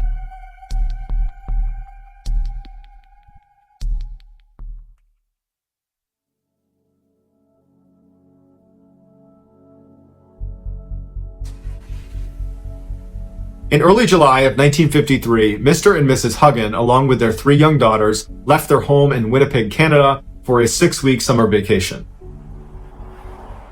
They were headed to the girls' grandparents' summer cabin in Wade, Ontario, which is one of the more remote and wild sections of Ontario. Their cabin was right in the middle of this huge swampy forest, and they were not too far from one of the biggest lakes in Ontario called Fox Lake. The family arrived late on July 4th, so they didn't do anything when they arrived. They just hung out at the cabin. And then early the next day, all the adults decided they wanted to take the girls to Fox Lake for the day. So they began gathering all the supplies they would need while the 3 girls played outside the cabin. Now, there's no neighbors or anybody else anywhere near this cabin. And so it was totally normal to have the girls just play outside. They were not concerned about, them getting taken or something. And so the 2 older girls played in the front yard of the cabin, and Geraldine, the 5-year-old, was playing on the side of the cabin. So the 2 girls in front couldn't see Geraldine, and the adults, they were keeping their eye on all 3 girls, but they were mostly just kind of going in and out of the cabin, getting their stuff together, periodically poking their head out, but the girls were fine. At 10 a.m. that morning, the parents had finally packed up the car, and they were ready to collect the girls to head over to the lake. And so they went outside, they got the 2 girls that were out front, and they went to the side of the house, and they couldn't find Geraldine. Now, they weren't worried because where could she have gone? And so they walked around the house, they're yelling for Geraldine, and they asked the 2 girls, have you seen Geraldine? Where'd she go? And they're like, oh, we don't know. She was just over on the side of the house a minute ago. And so they can't find her outside. And so they go in the cabin thinking she must have gone in there because that's the only place she could be. But after thoroughly looking through the cabin and not finding her, they started to get a little bit more worried. At this point, the adults start talking to each other and they're saying, did anybody see Geraldine in the past couple of minutes? Has anybody seen her? And they all said, yeah, I poked my head out the window and I saw her within the past 10 minutes right on the side of the cabin. And so they all agreed within the past 10 minutes, They had seen her right outside the cabin. So they're alarmed they can't find her, but they're thinking, we're gonna find her. They go back outside and they're looking around and they're yelling for her. Now, this is such a remote section of Ontario that there's really no noise pollution and sound travels really, really well. And so when they were yelling her name, it was booming through the woods. And even if Geraldine had, sprinted for 10 minutes away from the cabin, she still easily would have been within earshot, and all she had to do was just, yell back and they would see her. But she didn't yell back, and there was no sign of her anywhere. And so at this point, the family is panicking, and so they call the police. The police show up, and they're looking around thinking, we're not going to be able to search this very effectively on our own. This is a huge, wild, remote section of Canada. And so they called in some professional trackers that were familiar with this area to come in and help them with their search. They also called the army in Winnipeg to send over some people to assist as well. But as soon as the search started, the skies opened up and dumped rain all over the entire area, basically washing away any footprints that they could have used to potentially find her. As the day wore on and the sun was starting to set and there was still no sign of Geraldine, her father said something to the searchers that was intended to help them find his daughter, but it was just this incredibly heartbreaking comment. And what he told them was his daughter was afraid of the dark, and that once it got dark out in the woods here, she's just going to sit down and cry. And so that will stop her from moving farther away from us, hopefully, and we should be able to find her. But they didn't. And for 3 days, they looked everywhere for her, and there was no trace of her. And to make matters even worse is the weather had been really rainy and cold, not below freezing temperatures, but close, like in the 40-degree Fahrenheit range. And she just had a light shirt and shorts on. She was not prepared for the weather. On the evening of the third day, they found footprints that they believed to be Geraldine's high up on this ledge in some moss overlooking Fox Lake. And the footprints indicated that this child, which was probably Geraldine, was looking out over the lake and then turned around and walked away from the ledge down into the swamp where her footprints dissipate. And so the search effort was pushed to this swamp, and they had thousands of people that are combing through this mosquito-infested bush to look for this girl, and once again, there's nothing. Then, on the 7th day of the search, they find another set of footprints in the swamp around the area where they were looking for Geraldine. But it wasn't Geraldine's footprints because they were these huge prints that if it was a human print, they would need to be an enormous human being. Or these prints belonged to some enormous animal, but they were unable to determine what animal it was. At this point, although there's not really any real evidence connecting that print to Geraldine, people are starting to suspect that whoever left this print or whatever left this print has something to do with whatever happened to Geraldine.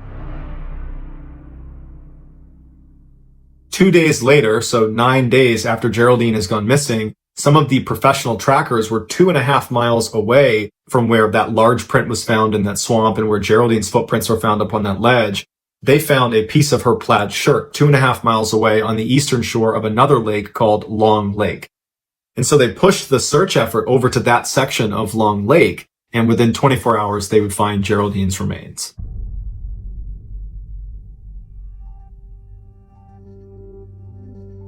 The scene where Geraldine was found was bizarre. There was very little left of Geraldine, and from what was left, it was clear there had been significant animal predation. And so initial thoughts were, she must have been attacked by wolves, that's what killed her. But upon closer inspection, they saw that her clothing had not been torn and there was no blood on her clothes. So the animal predation had most likely occurred after she was deceased because they would have been able to pick around the clothing. Whereas if it had been a wolf attack, they would have cut right through the clothes and there would be marks that obviously, she was attacked by animals. But Geraldine's remains appeared to have been dragged out of a nearby meadow to where she was ultimately located. And so they followed the drag line into this meadow and it led them to this opening where all the grass had been matted down. And investigators said it looked like something big had been laying there. And they speculated that that might have been the area where Geraldine had been killed, and then afterwards animals had dragged her over to where she was found. And so investigators are like, well, we found that large footprint in the swamp on the 7th day in the same area where we had found Geraldine's footprints, and we thought they might be connected. And now we're finding a large, what appears to be body print in this meadow that's right near where Geraldine's remains have been found.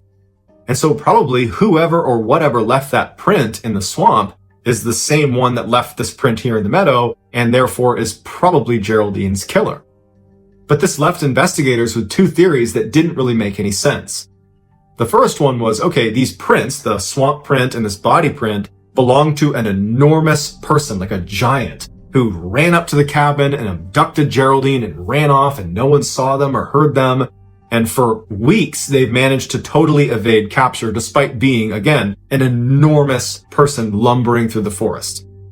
So that seemed really unlikely. One, that this giant person even existed. And two, that if this giant person existed, how could they not get caught? They're so big running through the forest, they would be easy to spot. But if you rule out the enormous person theory, you're left with the enormous predator theory, which does make more sense on the surface because there are enormous predators that have attacked humans, so that does happen. But when they looked at her remains, they ruled out a wolf attack, and really, they ruled out animal attacks. But if this is an enormous predator, how did it kill Geraldine? The family was told that unfortunately, because there wasn't enough left of her, they weren't able to determine a cause of death. And so their best guess is she was probably mauled by wild animals, but they would even level with the family and say, honestly, we don't know what did this.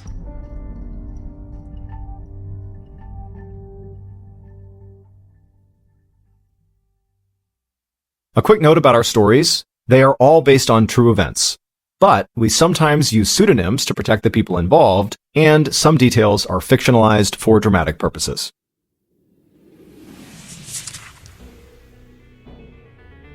Thank you for listening to the MrBallen Podcast. If you enjoyed today's stories and you're looking for more bone-chilling content, be sure to check out all of our studio's podcasts. This podcast, the MrBallen Podcast, and also MrBallen's Medical Mysteries, Bedtime Stories, Wartime Stories, Run Fool, and Redacted. Just search for Ballen Studios wherever you get your podcasts to find all of these shows. To watch hundreds more stories just like the ones you heard today, head over to our YouTube channel, which is just called MrBallen. So that's going to do it. I really appreciate your support. Until next time, see ya.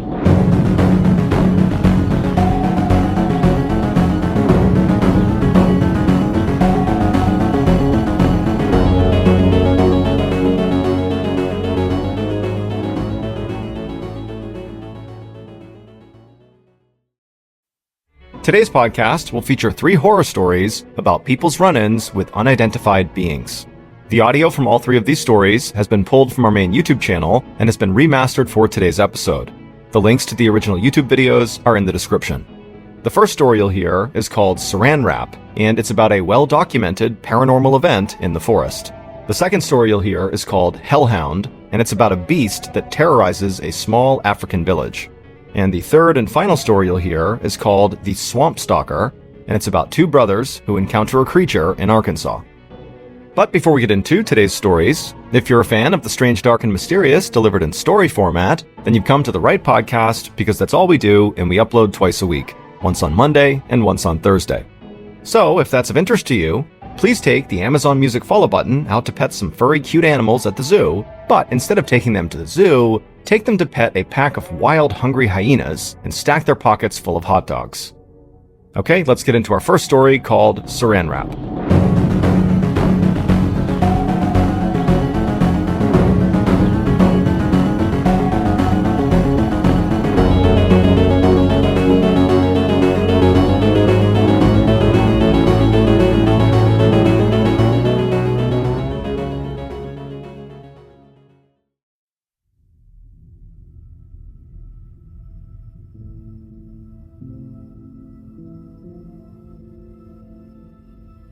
In 2010, Jan Maccabee was living with her husband Bruce in a town called Lima, Ohio, which is approximately 80 miles southwest of Lake Erie. While Jan had built a successful career as a booking agent for musicians, bands, and entertainers, her real passion was deer hunting. So on September 29th of that year, right after deer hunting season had opened in Ohio, Jan decided to go out on a hunt. That morning had been cold and damp and gray, but by that afternoon, when Jan was getting ready to go, the temperatures had risen and the sun had come out. Jan's preferred method of hunting was to sit and watch from a tree stand, which is a ladder that you put in the woods that sits about 15 feet high. She would sit up there with her bow and arrow and wait to take a shot when a deer came by.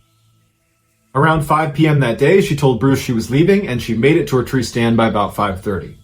The forest she was going to be hunting in was one she was very familiar with, and it was not very remote. There were a couple houses just outside the woods, there were some agricultural areas, and her nephew actually went to high school just a mile north of these woods. But from the tree stand where she was sitting, all she could see around her was trees. Shortly after Jan sat down, she started texting with one of her friends on her BlackBerry. And periodically, she'd poke her head up and look for deer. There weren't any, and then she'd go back to texting. The whole time this is happening, Jan can hear birds and crickets and squirrels and all the sounds of the forest all around her. A little after 6 p.m., her texting conversation with her friend reached a natural conclusion, and so she went back to just kind of sitting in the tree stand looking around. By about 6:20 p.m., she still hadn't seen any deer, and she was starting to get bored, so she decided she would take a selfie. She picked up her BlackBerry. She took the selfie, and as soon as she was done, she became aware that the forest had suddenly gone completely quiet. No more squirrels, no more birds, no more crickets, just complete silence. And she knew as a hunter, the only time this happened was when a large predator was in the area and all the other animals went quiet. But Jan would later say there was just something different about this silence. It was so sudden and so complete that it scared her. And she wound up sending another text message to that friend she'd been texting earlier that said the woods just went completely silent. Very odd. As soon as Jan hit send on that text message and lowered her phone, she immediately became aware of something about 20 feet away in the tree that was right across from her. And she said it was the most unusual and terrifying thing she had ever seen. Moving left to right through the branches was this thing that she described as like a visual distortion. She said it was like looking across pavement on a really hot day and seeing that mirage, except this one looked like it was alive, like it had mass, like it was a see-through person that had been wrapped in saran wrap. And so Jan thinks it's a floater in her eyes, and so she rubs her eyes, and when she looks up, this thing has now moved down a branch closer to her and has stopped, like it's perched on the branch, staring at her.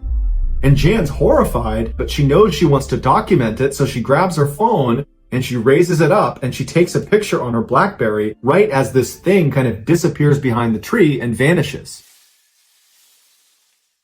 Just seconds after this thing disappeared, all the sounds in the forest came back. The birds, the squirrels, the crickets, it was all back to normal, but Jan was really shaken up because she just could not make sense of what she just saw. So she just continued to stare in the general direction of where this thing was for several minutes, until finally she felt like it was safe again, at which point she brought her phone up to look at the picture she had taken. When she looked at it, it looked like a blurry mess, and so she thought, oh, I blew it, I put my hand over it, or my hair got in the way of it, or something.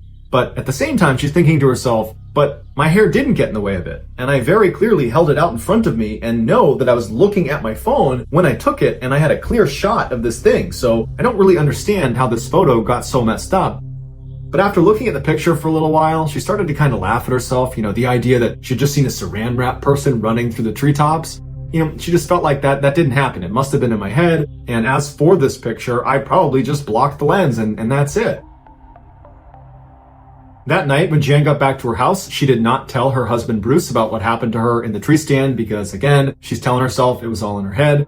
They have dinner, they clean up, they sit down in the living room, and they're both on their phones, and they're just kind of scrolling through the internet and their emails. And at some point, Bruce reacts to something he's reading. He makes a sound. And Jan hears him and says, oh, what are you looking at? And he said, I just got a really interesting email from our nephew, the one that goes to school down the road. He said that today they were outside for band practice, and at some point, all of them turned to look at the forest, and there was a bright circular light that was kind of hovering in the forest. And I guess they all stared at it for about 5 or 10 seconds, and then at some point the light kind of went back into the forest, and they didn't know what to make of it. And I guess one of his classmates said that a year before, the exact same thing happened, and it apparently scared their instructor so badly that they canceled rehearsal and went inside because of it. As Jan is listening to her husband read this email, she's sitting up and her heart is racing, and as soon as he finishes, she says, what time did he say that happened? Bruce picked up how intensely she was asking him, and so he looked at the email, looked back at his wife, and was like, it was between 7:50 and 8. Why? At this point, Jan revealed everything that had happened to her while she was hunting, seeing that visual distortion in the trees that looked like a figure of some kind. And she would tell him that the forest she was in was the same one their nephew was claiming to have seen this circular light floating inside of. She told him she tried to take a picture of the thing she saw, but the picture didn't come out. But her husband, who is an optical physicist and therefore an expert at analyzing a picture, said, "Here, let me take a look at it." As soon as he looked at the image, the first thing he asked her was, "Well, did your hair get in front of the lens?" And she said, "No, I was holding it about a foot away from my head and my hair was in a ponytail and a ball cap, so that can't be my hair." And so he looked at it again and he asked her, "Well, did you put your finger over the lens maybe?" And she said, "Yeah, I might have. I don't think I did, but it's certainly possible." And so not really thinking much of this picture, he decides before giving the phone back to just check the resolution of the image, because whenever he would examine a picture, that was something he would do, and he discovered an anomaly. It turns out Jan's BlackBerry was only capable of taking pictures in 3 distinct resolutions. Basically, the size of the image could only come in small, medium, or large. And this picture she had taken of this thing she saw in the trees was a resolution size that was not small, medium, or large. It was some random size that the phone was actually not capable of producing. And so he asked his wife, did you manipulate your resolution settings? And she said, "No, I don't even know how to do that." So Bruce looked at the other couple of pictures she had taken that day, and all of those fell into the small, medium, or large resolution size. It was just this one picture that was a total anomaly. And so Bruce was suddenly really intrigued by this image and by his wife's story. And so he continued to study the image, and he kept asking his wife questions about, how she was positioned in the tree stand and where the sun was and how far away this thing was and everything about the whole layout. And eventually Bruce started conducting experiments to see if he could duplicate this image his wife had created. And he got pretty scientific about it, and he could not duplicate it. Ultimately, because Bruce trusts his wife did not alter the photo in any way, and he trusts his wife as being truthful about what she experienced in the tree stand, what she saw, and based on his years of being an optical physicist, Bruce believes whatever was in the trees distorted this image. That even if she had put her finger over the lens, which he doesn't think she did, and she doesn't think she did, the picture resolution was altered in such a way that something had to have an effect on it. There was a third-party effect on this picture.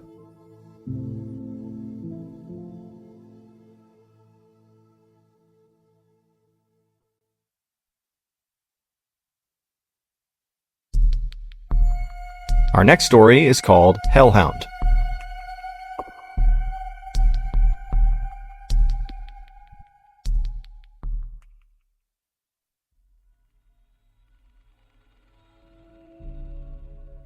On the evening of August 1st, 2015, a 20-year-old man named Fraser Baloyi walked alone down a main road toward his village in the South African province of Limpopo. Fraser was on his way home from work, and he was pretty desperate to get there. It was only about 7:30 p.m., and usually around this time, Fraser was used to seeing other people out and about on this road, just kind of walking around in the dusk or, chatting or doing various errands, but tonight there was nobody out there. And in fact, in recent days, this area of Limpopo had basically become a ghost town. Nobody went out unless they absolutely had to, because over the last 10 days, over 20 people in this area had been brutally mauled. The victims had all insisted that the creature that had mauled them was some kind of 4-legged demon, and they had begun calling it the Beast.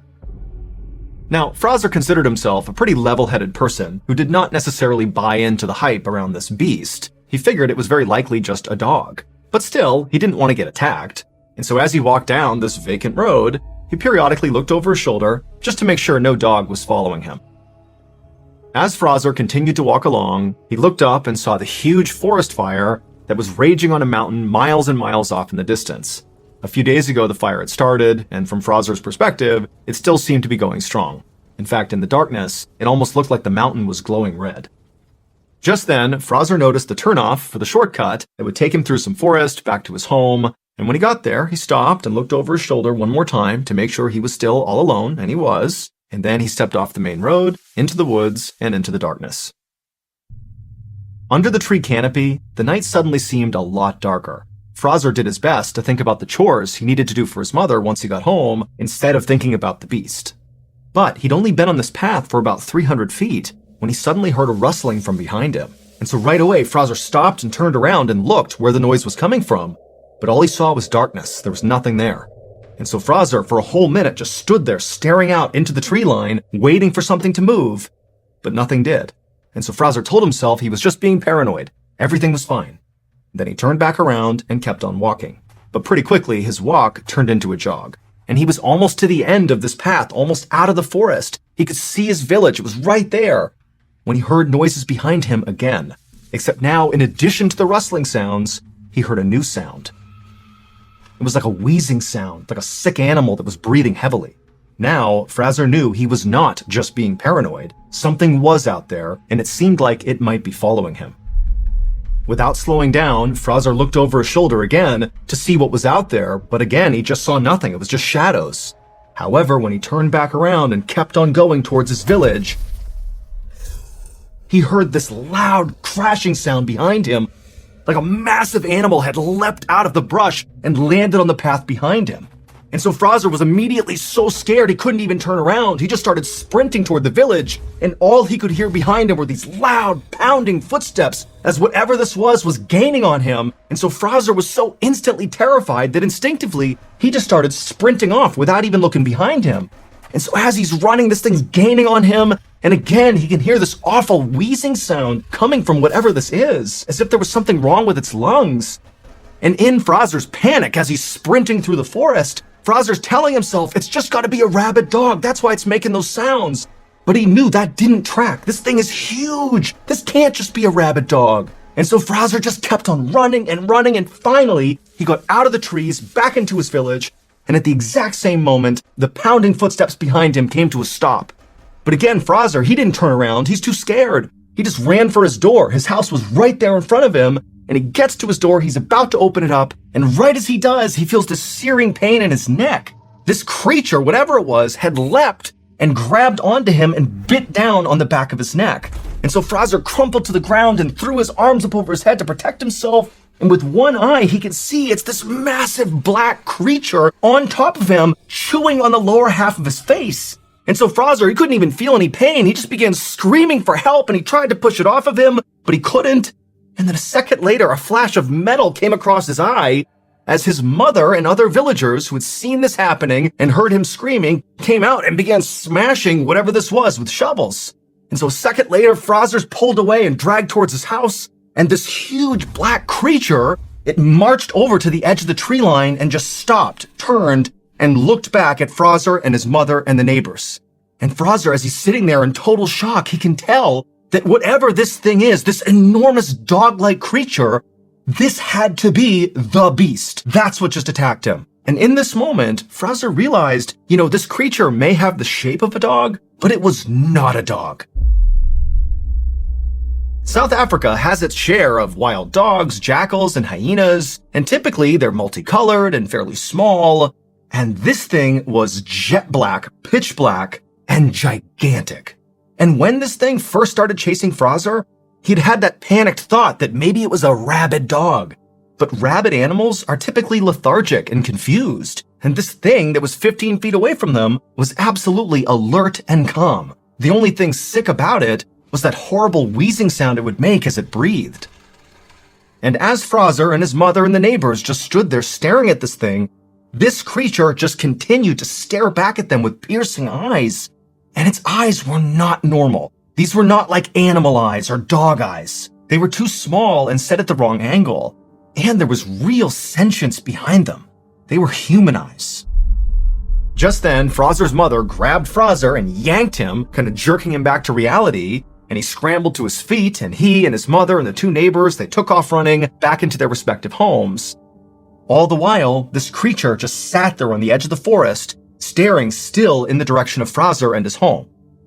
Once inside of Fraser's house, his mother immediately dialed the emergency number to tell the police about what had just happened, but the police told her they were not going to send people out there to deal with some dog.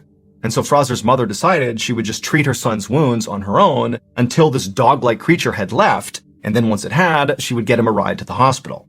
However, as Fraser and his mother stared out the window at this creature, it didn't leave.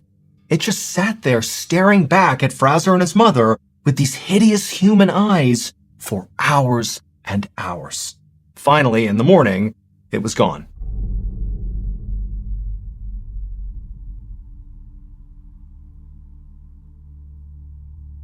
The attack on Fraser was the last straw for the people of his village. They believed the creature that had bit his face was the demon beast that had hurt so many other people.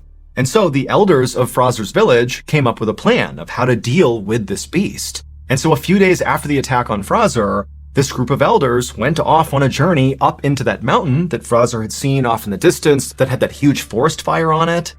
And they were there for 2 whole days before returning to the village and telling everyone that they had successfully performed a ritual that had appeased their ancestors, and so hopefully now the attacks would stop. And sure enough, they did. They did not see the beast again. At least 40 people in Limpopo had encountered the beast at some point, either because they were attacked or they helped fend it off, like the neighbors did with Fraser. But because this beast was never caught, and it did stop attacking the village and just kind of disappeared, nobody ever actually figured out what it was. To this day, people in Fraser's village maintain that this creature was a demon and that it came down from the burning mountain. Because every person, including Fraser, who had encountered this beast, noted its wheezing heavy breathing, as if its lungs had been damaged by smoke. In all, at least 40 people in Limpopo encountered this beast, either because they were attacked or they helped fend it off. But because it was never caught, there is no definitive proof of what it actually was.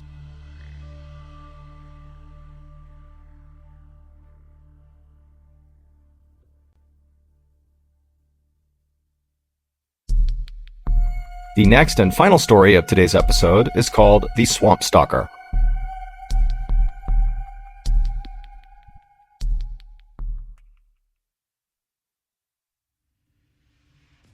Just after midnight on May 1st, 1971, a 20-year-old woman named Elizabeth Ford was sleeping on a couch in the front room of a small house near a city in Arkansas called Texarkana.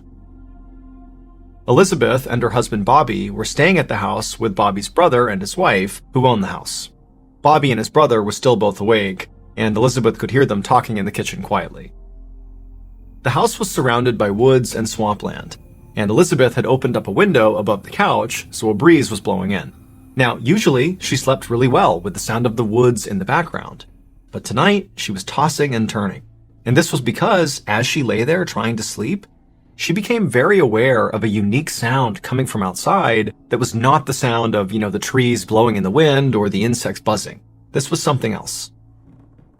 It was a slow creaking sound. And at first, it kind of sounded like it could be out in the woods somewhere, but eventually Elizabeth realized this creaking sound was sort of moving back and forth, right outside on the porch below the open window. Suddenly, Elizabeth's eyes flew open and she looked at the window because this creaking sound had just intensified and then came to a stop on the immediate other side of this window, like there was something heavy right outside. Elizabeth sat up to face the window, but she didn't see anything outside through the screen. And so right away, she felt totally relieved. She didn't know what that sound was, but clearly there was nothing there. However, just to be certain, she decided she would go a little bit closer to the screen and actually look right up close to make sure there was nothing down below on the porch. And so Elizabeth leaned forward and pressed her face to the screen and began to look. And as she did, this dark figure down below suddenly rose up and completely blocked out the window. And Elizabeth's looking at it, having no idea what it is. And before she could do anything, this huge thing slashed at the screen, and this big reddish furry brown paw with razor-sharp claws cut through the screen and nearly cut Elizabeth's face. Elizabeth screamed and practically fell over, and this dark creature outside turned and bolted and disappeared. And then a moment later, Elizabeth's husband Bobby and his brother came running into the room asking what was going on. Elizabeth was so shocked at what she had just experienced that all she could say to her husband was, "It's a bear! It's a bear!" Bobby helped Elizabeth off the couch and then told her and his brother's wife to stay in the house and away from the windows. And then Bobby and his brother got shotguns and flashlights and went outside. Once outside, Bobby and his brother began scanning all around the porch area where Elizabeth had apparently seen this bear to see where it was. They held their flashlights out and they scanned the tree lines. They looked all over the place, all around the front of the property, but there was no sign of this animal. And so the brothers looked at each other and nodded, and then they both left the porch and went different directions, kind of looping around the back of the house. They were going to scan the entire property and meet up at the back. And when they met up at the back, they still hadn't found this bear, and so they walked away from the house towards the tree line and did another big sweep together of the entire perimeter, again looking for any sign of this animal, but there was nothing. And so after a while of circling the property, the brothers decided that, this bear must have just run off. And so Bobby and his brother returned to the porch to figure out their next move. Both Bobby and his brother were hunters, and they knew that usually the best thing to do with the bears that roamed this area was to leave them alone. I mean, these bears could grow to be 500 pounds, and if they were provoked, they could run at 35 miles an hour. And so generally, you just stayed away from these things, and they'd leave you alone too. However, as the brothers were sitting there talking through what had happened that night, they both said, it definitely seemed like this bear was different. I mean, apparently it was aggressive enough to come right up to the house, unprovoked, and reach in and swipe at Elizabeth, which obviously was not normal bear behavior. And so, to Bobby and his brother, this meant that they really couldn't just leave this bear alone. They had to go out there and find it and kill it to protect themselves. And so Bobby lit a cigarette to calm his nerves, and then the two brothers came up with a plan for how they were going to go find this bear. Bobby's brother would man the front of the house, and Bobby would man the back of the house, and they would stay in their respective positions monitoring the property until either they saw the bear and dealt with it, or until the sun came up, at which point they could go get help. And so after agreeing to this plan, Bobby took one final drag on his cigarette, chucked it to the ground, and then with his shotgun in one hand and his flashlight in the other, he stepped off the porch and walked around to the back of the house and stared off into the darkness. Bobby had only been in the back of the house for a couple of minutes manning his post when he began to smell this horrible smell. Now, at first he thought it was just some sort of wet, musky smell that came over from the swampland nearby, but as he continued to smell it, it got heavier and more pungent. It smelled like a wet, decaying animal. Bobby tensed up and aimed his flashlight up at the tree line and began looking back and forth, trying to figure out where this horrible smell was coming from. And as he was doing this, he suddenly heard the sound of tree branches snapping off to his left. And so he whipped his flashlight over and shined it, and he saw this big, dark figure charging across the property away from him into the forest. Bobby instinctively raised his shotgun and fired, and then after shooting, a loud yelp echoed in the air, and then Bobby just took off running in the direction he had just fired, and as he's running across the yard, he's screaming for his brother, who had already heard the shotgun blast, so he was coming around the house, and the two men linked up, and as they're running in the direction of this bear, Bobby's telling his brother, "I think I got it, I shot the bear." But they get over to where Bobby had last seen it and where he heard this yelp come from, and there was nothing, there was no bear. Still, the brothers did feel a little relieved. They figured even if they couldn't find this thing, clearly Bobby had hit it. He had heard the sound of it yelping out, and so maybe by at least wounding it, it would stay away and leave them alone. Just then, the men heard the sound of their wives screaming from inside the house. The men immediately ran back to the house, and as they got closer, Bobby again began to smell that horrible smell. And right as Bobby's foot hit that first porch step, his brother from behind him screamed out, "Stop!" But it was too late. The bear was on the porch. That's why the women were screaming. They had seen it, and Bobby's brother had seen it, but Bobby hadn't. And now he was too close to it to get away. And before Bobby could raise his gun to protect himself, this thing attacked. And Bobby felt this horrible burning, tearing sensation in his arm. He fell to the ground, twisting wildly back and forth, trying to protect himself. He was pinned underneath this enormous bear, level with its chest, with its arms and legs on either side of him. And that horrible smell he was smelling was clearly coming from this animal. That's all he could smell from underneath. But just then, it was like a miracle, because to his side, Bobby could see there was an opening, and so he rolled and somehow got out from underneath this enormous creature. Bobby scrambled up to his feet, and he darted past the bear and rammed into the closed front door of the house. It popped open, he fell inside, and his wife ran forward and shut the door behind him, leaving Bobby's brother outside on the porch alone with the bear. But before any of them could do anything about that, they heard the sound of his brother's shotgun going off. Then there was a long moment of silence. Inside the house, everybody was frozen. A few seconds later, the door slowly opened and Bobby's brother walked inside. Everyone was too shocked to say anything, so for a second they all just stared at each other, and then finally Bobby asked him, "Is the bear dead?"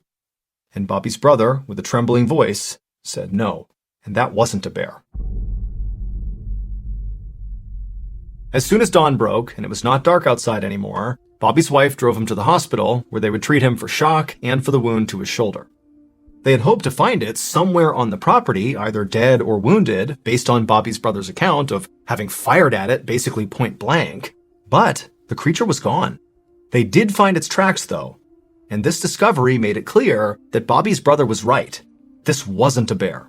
Because in the dirt surrounding the house were all these bizarre footprints and handprints of a creature that seemed to walk on its hind legs with 3 toes on each, and had 3 long, sharp claws on its hands. And as unbelievable as this all seemed to the police, this actually tracked with what Bobby's brother said he saw when he was out on the porch. He said he saw a creature with reddish-brown hair all over it that stood over 7 feet tall, and after being shot, it took off running on 2 legs, and it ran fast. But the most terrifying thing about it, at least according to Bobby's brother, was actually its eyes. They were blazing red. And when the news of this attack spread to the nearest town, which was called Fouke, the people there knew exactly what this creature was. For 200 years, people in that part of Arkansas had been talking about this huge creature that was sort of like a Sasquatch that roamed the forest and the swamps.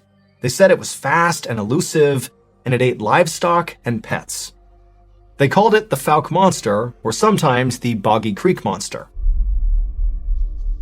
But Bobby Ford and his family's encounter with this creature was unlike any other story that had been told about the Fouke Monster. While some people claimed in the past that this creature had attacked people, nobody had ever heard of it actually coming up to somebody's house trying to break in and terrorize a family. Bobby's ordeal would inspire the 1972 horror movie, The Legend of Boggy Creek. Over the years, police officers and some scientists have suggested that maybe what Bobby and his brother encountered that night was actually a feral pig. However, authorities have never actually been able to pinpoint what this thing was. Nobody knows. And to this day, hikers and hunters near the swamps of southwest Arkansas and also across the border into East Texas still report run-ins with the legendary Fouke Monster.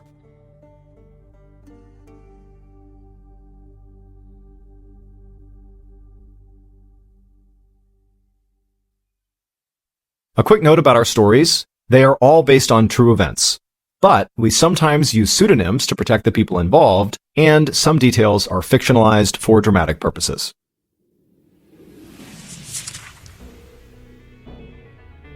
Thank you for listening to the MrBallen Podcast. If you enjoyed today's stories and you're looking for more bone-chilling content, be sure to check out all of our studio's podcasts. This podcast, the MrBallen Podcast, and also MrBallen's Medical Mysteries, Bedtime Stories, Wartime Stories, Run Fool, and Redacted.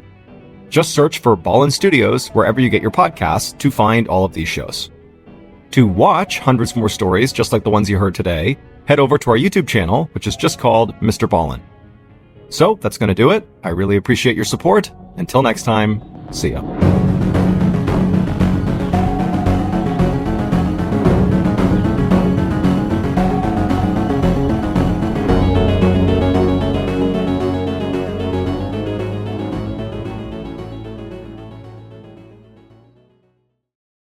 Today's podcast will feature 3 chilling horror stories that serve as a stark reminder we are not always at the top of the food chain. The audio from all 3 of these stories has been pulled from our main YouTube channel and has been remastered for today's episode. The links to the original YouTube videos are in the description. The first story you'll hear is called The Hand That Feeds, and it's about a man who has a deadly secret inside of his apartment. The second story you'll hear is called Modern Day Dinosaurs, and it's about a man who sneaks into a predator's territory. And the third and final story you'll hear is called Cat and Mouse, and it's about a hunter who encounters something terrifying inside of a Russian forest. But before we get into today's stories, if you're a fan of the strange, dark, and mysterious delivered in story format, then you've come to the right podcast, because that's all we do, and we upload twice a week, once on Monday and once on Thursday. So, if that's of interest to you, the next time the Amazon Music follow button is writing something very important, go up and nudge their elbow. Okay, let's get into our first story called The Hand That Feeds.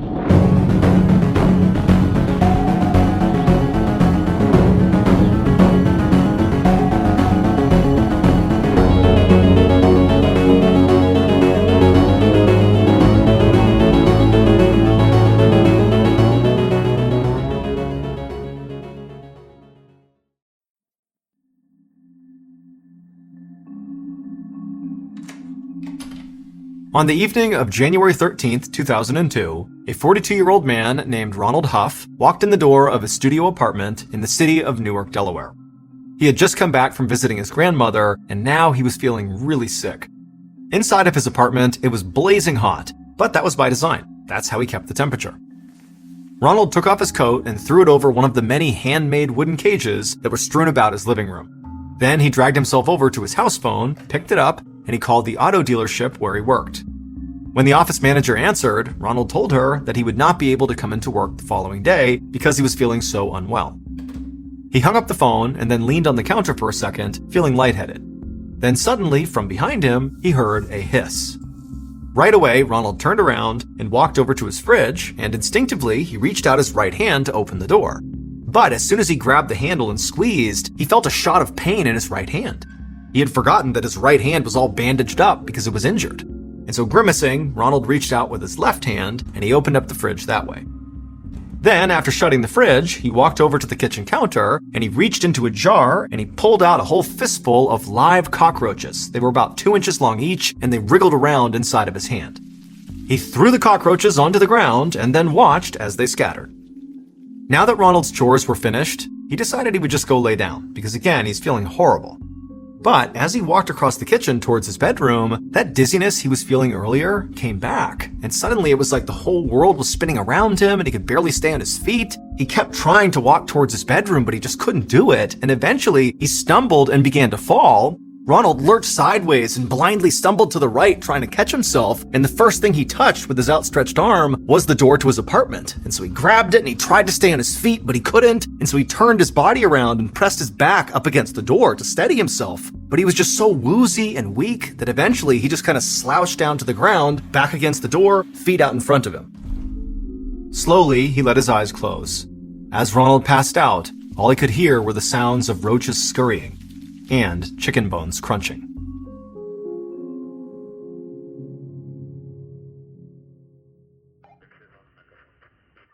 Three days later, Ronald's neighbor heard the crackle of police walkie-talkies out in the hallway. He opened his door and he saw 2 police officers and the superintendent of their building standing in front of Ronald's door.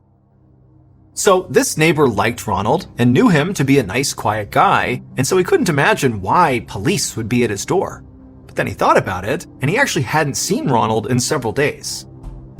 The neighbor watched as the police officers knocked on Ronald's door, waiting for Ronald to come out, but the door never opened. And after a few minutes of knocking, the police finally stepped back from the door and gestured for the superintendent to step forward and use his key to open the door. And then after the superintendent had done that, the neighbor watched as the police officers tried to open the door, but couldn't. It was like there was something really heavy blocking the door from opening. Finally, both police officers leaned hard enough on the door that they got it to open up just a little bit. The neighbor watched as the officers stuck their heads into the apartment and then jumped back with their hands on their guns. Then one of the cops grabbed their radio and began frantically talking into it, and then the neighbor watched as the officers and the superintendent quickly walked down the hallway out of sight, leaving Ronald's apartment door partially open.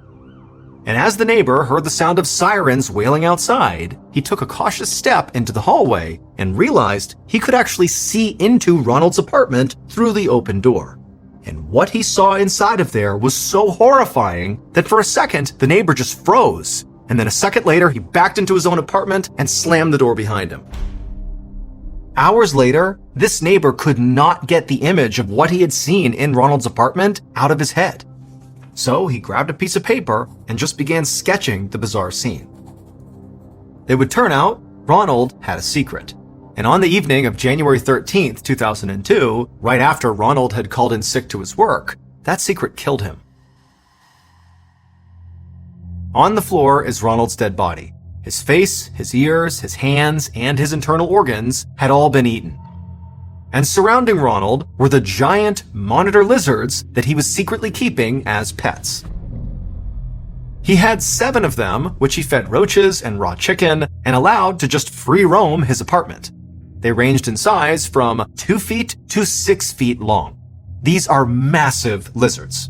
And unfortunately for Ronald, not only are monitor lizards carnivores, but also their mouths are filled with deadly bacteria. The reason Ronald's hand was bandaged up, his right hand, is because one of his lizards a week prior to his death had bit his hand, and the bacteria had given him this horrible staph infection. And it was that staph infection a week later that very likely caused him to pass out inside of his apartment. And then after that, he was eaten by the lizards. Now, it's assumed he died from the staph infection and then was consumed. However, the autopsy couldn't prove that. And so it is possible he may have been still alive when they began to eat him. After Robert's death, his lizards were taken from his apartment and placed in the Catoctin Wildlife Preserve and Zoo in Thurmont, Maryland.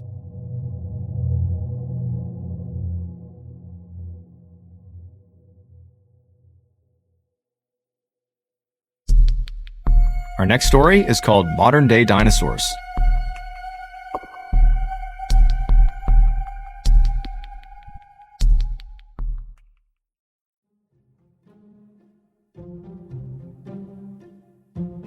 Off the coast of mainland Southeast Asia in the Indian and Pacific Oceans lies Indonesia, which is the world's largest archipelago.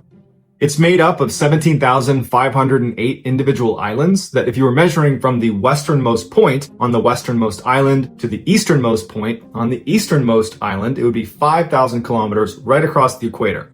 So it spans 1/8 of the world's circumference.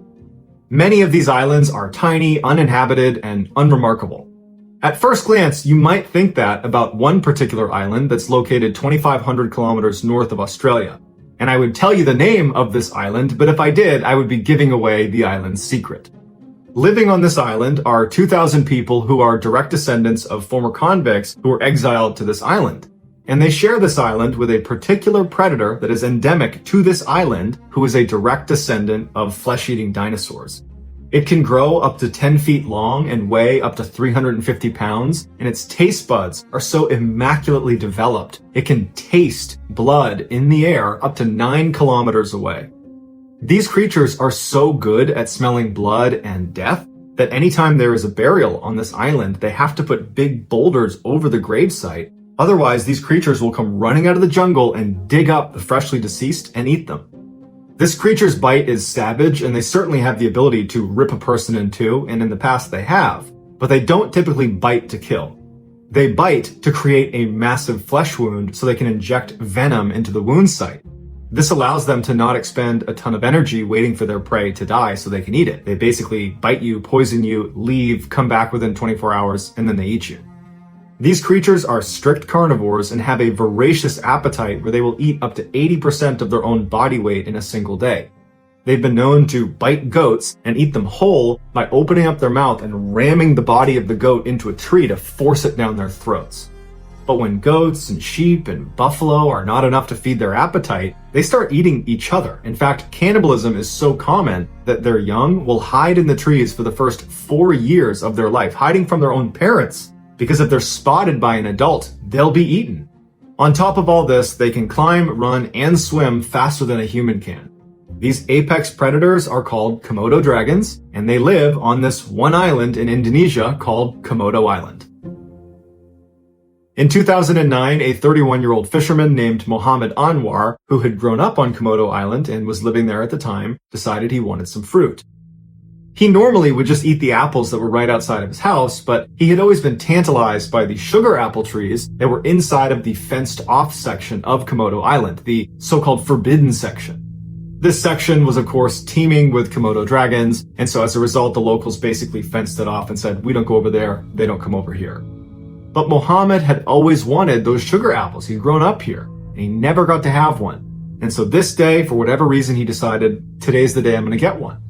And so he goes over to the fence and he's looking out, and there's some fairly tall grass, so he can't see what's on the immediate other side of this fence, but it's pretty open. Then he can see the trees, they're a little bit off in the distance. And so after looking around and feeling like the coast was clear, he hopped the fence and he ran out to the sugar apple tree. Mohammed's neighbor, Teresa Tawa, was outside and happened to look over at Mohammed right as he hopped the fence into the forbidden section. And so she ran over to the fence and yelled to him to come back, but he didn't hear her. And so she's standing at the fence looking out, scanning herself to see if there's any Komodo dragons out there, and she didn't see any. And so she turns her attention to Mohammed, and she's watching him, hoping that he just gets the apples and comes back without incident. And as she's watching, she sees he's reaching out and extending his arm just far enough. He wants to get one more apple, and he loses his footing and he falls to the ground.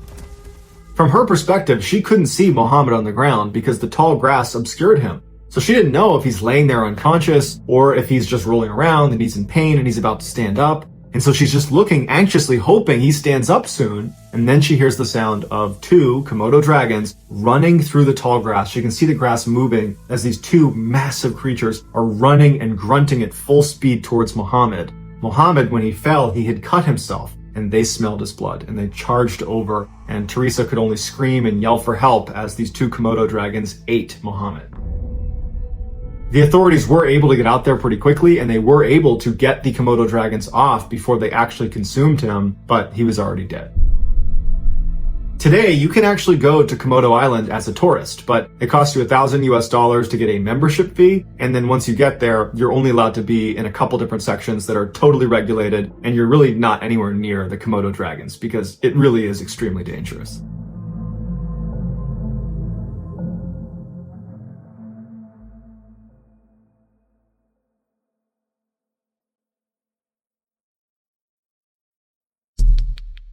The next and final story of today's episode is called Cat and Mouse.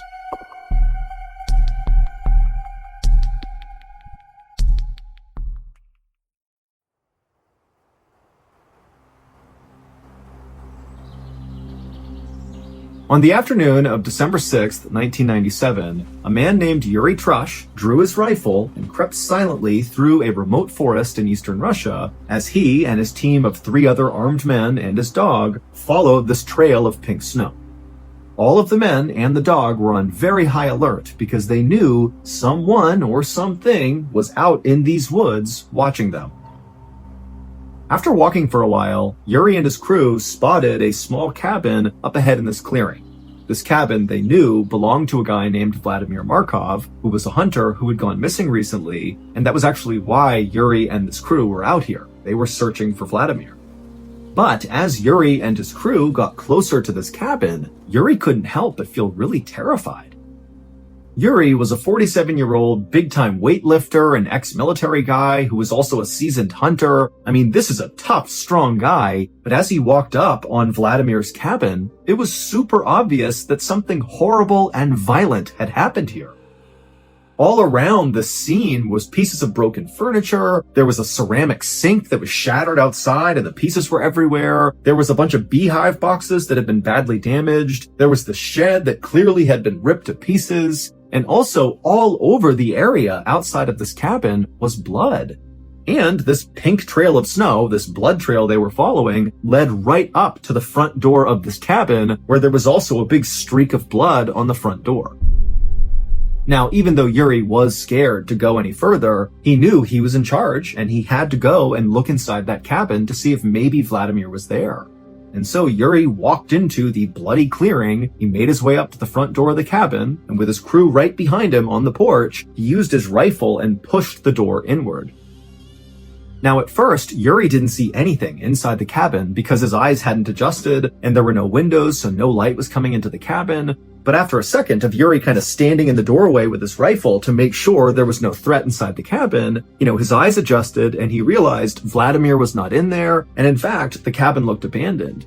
So Yuri stepped inside and he looked around, and immediately he noticed all the walls inside this cabin were covered in these deep gouges and scratches. And then he looked on the ground and he found more wrecked furniture and lots more blood. But in a weird way, this actually gave Yuri some hope that maybe Vladimir was alive.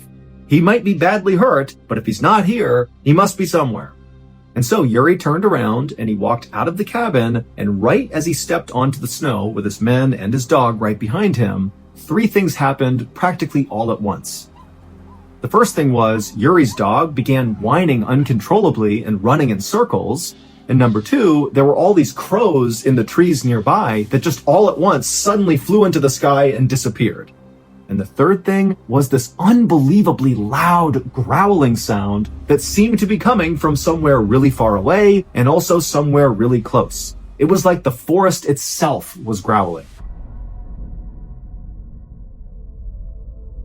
5 days earlier, on December 1st, The soon-to-be missing hunter, Vladimir Markov, decided to give up on another unsuccessful hunt, and he slung his rifle over his shoulders and he lit a cigarette under his big bushy mustache, and he and his 3 dogs turned around and began the slow walk back to their small cabin in the middle of the woods. Vladimir was really frustrated because he'd been staying in this cabin in the woods, away from his wife, away from his family, to try to hunt some game and bring some meat back, but so far, he hadn't caught anything.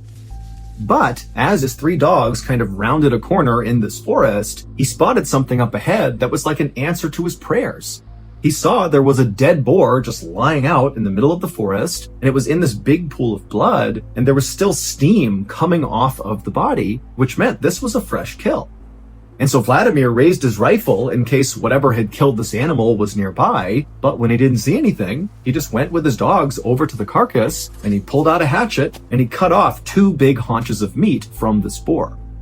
Now, Vladimir knew it was totally in bad form to steal another potential hunter's kill, although he didn't know if a hunter had killed this boar or if another animal had killed this boar, but he still felt bad about what he was doing. However, Vladimir was desperate. He didn't have any meat, and here it was, so he took the opportunity.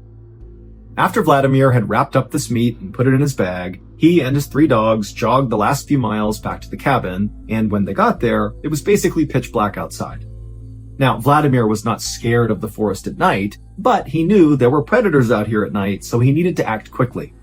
So he rushed over to his small shed that was right outside of his cabin, and he put the boar meat inside, shut the door, and locked it, and then he turned to go into his cabin to retire for the night. But after taking only a couple of steps towards his cabin, he realized his 3 dogs had not followed him. And so he turned around and he saw the 3 dogs were totally on edge, looking out beyond the shed where he had just put the meat. They were kind of looking out into the dark forest. Now remember, he's all alone in the middle of the woods here. It's nighttime. There's no visibility. And so Vladimir grabbed his flashlight and he shined it kind of roughly in the direction that the dogs were looking, like they had seen something. And he's shining his light, but all he sees are just dark trees and nothingness. There was nothing there. Vladimir did his best not to panic, but he couldn't help but feel like there was a predator nearby and his dogs had picked up on it, and so he just wanted to get inside the cabin and shut and lock the door as quickly as possible. And so he began backing up towards the door of his cabin while calling his dogs towards him, and 2 of the dogs followed. But a 3rd dog just stayed where she was and continued to kind of whine and growl and look out away from the cabin in this direction that all the dogs were looking. But eventually, this dog just took off running into the forest. Vladimir, who loved his dogs, screamed and screamed for this dog to come back, but the dog didn't. And so Vladimir just stood there with his 2 dogs in front of his cabin door, listening to the bark of this 3rd dog getting farther and farther away into the woods. And then suddenly, Vladimir heard his dog start to whimper. And then it was like the forest erupted with the loudest growl he had ever heard in his life. And then there was silence.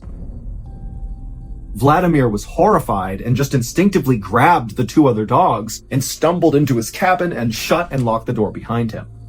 Now, Vladimir adored his 3 dogs. Those were his closest friends in the world, and all he wanted to do was run out there and save that 3rd dog. But just based on how loud that growl was, he knew whatever was out there would kill him. And so this was a suicide mission if he went out there, and so he decided he would just stay put with the 2 dogs, and he just hoped that his 3rd dog somehow survived its encounter with whatever was out there.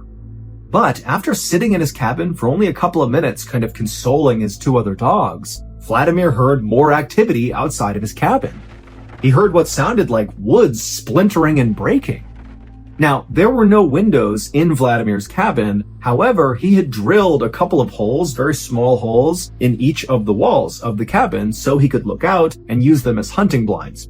And so Vladimir ran to the hole that looked out the front of his cabin towards where his shed was and where this wood breaking sound was coming from. And when he looked out through this hole, remember, it's the middle of the night, there's no lights outside, so he couldn't really see anything. But even in the darkness, when he looked kind of roughly in the direction of the shed where the boar meat was, he could clearly see this huge, shadowy creature moving around really violently, like its body was jerking in different directions. And it was obvious to Vlad that whatever this creature was, it was ripping his shed to pieces, breaking all the wood apart, probably to get in and get the boar meat. And that's when it dawned on Vladimir that whatever this creature was, it very likely was the creature that killed the boar that he stole, and now this creature was back to reclaim its meat. And so as Vladimir realized that, he just hoped that whatever this creature was, once it had its boar meat back, that it would just leave and not come after him. However, after this creature had totally decimated the shed, and so by default had clearly reached the boar meat inside, the creature didn't leave. It just sat down and stared in the direction of Vladimir and the cabin. And for several hours, Vladimir just continued to stare out this hunting blind hole at this shadow creature that was not moving. And after a while, Vladimir got tired. The creature wasn't moving. It's the middle of the night. He'd been really busy all day. And so at some point, Vladimir and his two dogs kind of dozed off. And when they woke up a couple hours later, when it was still dark outside, Vladimir looked out the hole again, and he saw the creature was actually now gone.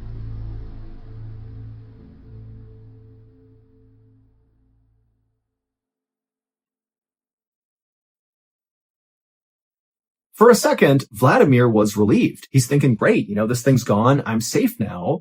But just to make sure, he wanted to go to the other holes he had drilled in the walls of his cabin to look out in all four directions and make sure this creature really was gone. So he stood up and he walked over to one side. He looked out that hole, and all he saw was dark forest, nothing there. He walked to the other side of the cabin to another one of these holes. He looked out it, and again, just dark forest, no creature. Then he goes to the back of his cabin and looks out that hole, and this time, again, he does see just dark forest, but then suddenly something slammed into the wall that he's looking through, and then just as suddenly as this huge collision has happened, as Vladimir is kind of still looking out the hole, this massive yellow eye suddenly lowers down and looks right back through the hole right at Vladimir. It was the shadowy creature that had broken into the shed, and it had never left. And this creature, after quickly looking at Vladimir through the hole, it backed up a little bit, exposing its entire face to Vladimir. And Vladimir, who's so scared he can't move, he's just looking out the hole the whole time, he sees this enormous face with all this fur that's covered in blood. It's got these enormous teeth, and its mouth is open, and it's staring right at him like it wants to jump on him and kill him. And then this creature winds up and swipes at the hole and literally rips a bunch of wood off the side of the cabin. And reflexively, Vladimir just grabs his rifle, raises it, and fires a shot through the hole at this creature. And the creature whimpers, turns around, and runs off. Vladimir would stay up the rest of the night, anxiously looking through each of the holes around his cabin, just anticipating this horrible thing to come right back and try to attack him again. But eventually the sun came up and the creature did not come back. And so Vladimir was thinking, okay, now I'm safe. I can go outside and kind of figure out what's happened here and figure out my next move. And so Vladimir grabbed his dogs. He went to his door. He opened it up. He stepped outside and looked around. He didn't see anything. As a precaution, he fired his rifle into the air to scare off any animals that could be nearby. And when clearly, the creature wasn't here, there's nothing here, he's all alone, he stepped down onto the snow and he noticed these huge prints in the snow, which had to be from this shadowy creature that had tried to attack him. But now that it was daylight, Vladimir can look at these prints up close, and he knew what kind of creature this was. This was a Siberian tiger. And this was an enormous Siberian tiger. But that was not the most terrifying part of this discovery. Instead, it was what Vladimir saw these prints doing. These prints circled around the cabin over and over and over again, which meant the night before, after Vladimir fell asleep, this tiger had come up and basically begun stalking him and his two dogs. It must have known they were in the cabin. And then at some point, maybe the tiger saw Vladimir's eye inside of that little hole he was looking through, and the tiger tried to pounce. But Vladimir's thinking to himself, something's wrong with this Siberian tiger. While Siberian tigers are certainly dangerous to people, they are not known for actively hunting people. That's not something they do. But based on these prints, and just generally based on what Vladimir saw the night before, it seemed very likely that this Siberian tiger was actively stalking Vladimir. But even though Vladimir was totally terrified by this point, the only thought really going through his mind at this point was going out and trying to find his missing third dog. He knew the chances of his dog still being alive were slim, but he had to go look. However, he knew he would need backup in case he ran into this Siberian tiger. So Vladimir put his 2 dogs on leashes, and then with them in hand, he began running towards his neighbor's house. It would take Vladimir and his dogs about 1 hour to run the 4 miles to his neighbor's cabin, and when he got there, he knocked, and his neighbor, whose name was Ivan, he opened the door, and Vladimir practically ran Ivan over, just trying to get inside of his cabin to safety. And then once Vladimir was inside and Ivan had shut the door and he's looking at Vladimir, and then Vladimir just kind of vomited out all the stuff that had happened over the past 12 to 24 hours. And at the end of telling Ivan the story, Vladimir asked him, "Would you please come with me to go find my dog?" And Ivan, he just stared at Vladimir and eventually just said, "No." And then, after a long, awkward silence, Ivan kind of backed up from Vladimir, like he didn't want to be near him. And then Ivan told Vladimir that Vladimir had been marked by the tiger, and now the only hope he had was getting as far as humanly possible away from this tiger, because that tiger is never going to stop, and it's going to eventually track you down and kill you. Vladimir felt totally let down, but he couldn't force Ivan to go with him, and so he said, "Okay, I understand." And then Vladimir left Ivan's cabin, he went back outside, and the instant he was back on the snow, one of his 2 dogs suddenly acted like they had heard something or seen something, and they took off running. Vladimir didn't have a chance to grab the dog's leash, and so he's watching as yet again one of his dogs is disappearing into the forest. Now, Vladimir did not chase after this second dog because he knew there was this Siberian tiger out there and he couldn't risk, running into it by himself. And so again, it totally pained him to watch his beloved dog vanish into danger, but he really couldn't do anything about it right then. And so instead, Vladimir spent the rest of this day going cabin to cabin all over this area, asking all his neighbors, please come with him to help him track down his dogs. But each of the people he spoke to just said no for the same reasons Ivan did. They said, "Vlad, you have been marked by the tiger. I'm not going out there with you." And so finally, as darkness began to fall, Vladimir and his 1 remaining dog just gave up trying to get help, and they turned around and began walking back towards their cabin.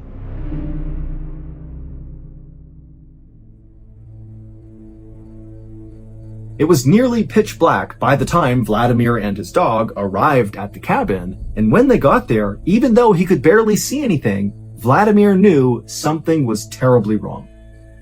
Vladimir's outdoor sink, which sat right outside of his cabin, was broken to pieces, like something had smashed it, and then also all of his beekeeping boxes had been broken apart, and there were obvious teeth marks all over it.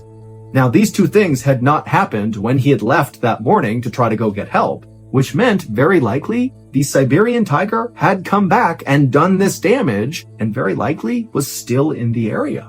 And so all Vladimir is thinking is, I have to get in my cabin as fast as possible and shut and lock that door. And so Vladimir grabbed his last dog, and very carefully he maneuvered his way through all the wreckage. He went up to his front door, and as he's about to open it up, he hears whimpering. And it sounds like one of his dogs who's gone missing, and the whimpering is coming from inside of his cabin. And so without any hesitation, Vladimir flung the door the rest of the way open, and he looked inside, and he couldn't see anything at first, but then he noticed there was this kind of pile of broken up furniture from the day before, and the whimpering appeared to be coming from underneath it. And so Vladimir rushed over and he began moving the furniture out of the way, and sure enough, underneath it, he finds one of his missing dogs who's been very badly hurt, but who is still alive and who is whimpering. And so Vladimir, he's so happy that one of his dogs is okay, and he grabs his dog. But, unfortunately for Vladimir, this was a trap. Now, we don't know this for sure, but the leading theory is this Siberian tiger actually set this trap on purpose to catch Vladimir. It's believed that this tiger wounded the dog so the dog would begin to whimper, luring Vladimir out, at which point the tiger could pounce.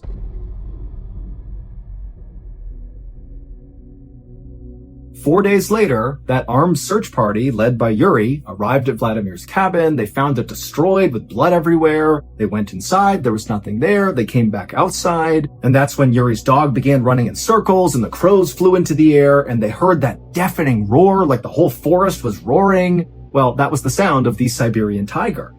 Luckily, though, Yuri was not just some rugged outdoorsman. He was actually a member of something called the Inspection Tiger Unit, which basically is like a SWAT team that responds to tiger attacks. And so when Yuri heard this unbelievable roar, he just started walking straight towards it. But with every step Yuri and his team took into the forest, the roars coming from this tiger faded farther and farther away from them. But at the same time, Yuri began to notice on the ground little scraps of clothing. And so Yuri and his team, instead of trying to follow this roar, they just began following these bits of clothing. And these scraps eventually led them to a big clearing in the forest, and in this clearing were these two big red circles in the snow. And so Yuri and his men carefully approached these circles, and when they realized what was in them, they just stood there in silence. In the center of the left circle was a heap of Vladimir's clothing, and then underneath them were just bits and pieces of Vladimir, like he was ripped apart into different pieces and kind of piled up in this circle. And in the other circle, the right circle, was Vladimir's head, and it had been completely skinned. And after seeing this, Yuri and many other people have come to the conclusion that this Siberian tiger attacked Vladimir just for revenge. That this tiger felt like, Vladimir was encroaching on its territory, it stole its boar kill, and then also Vladimir had shot the tiger, wounding it, which only incited the tiger more, and so finally the tiger laid a trap and caught Vladimir and ripped him to pieces and then displayed him for the search party to find.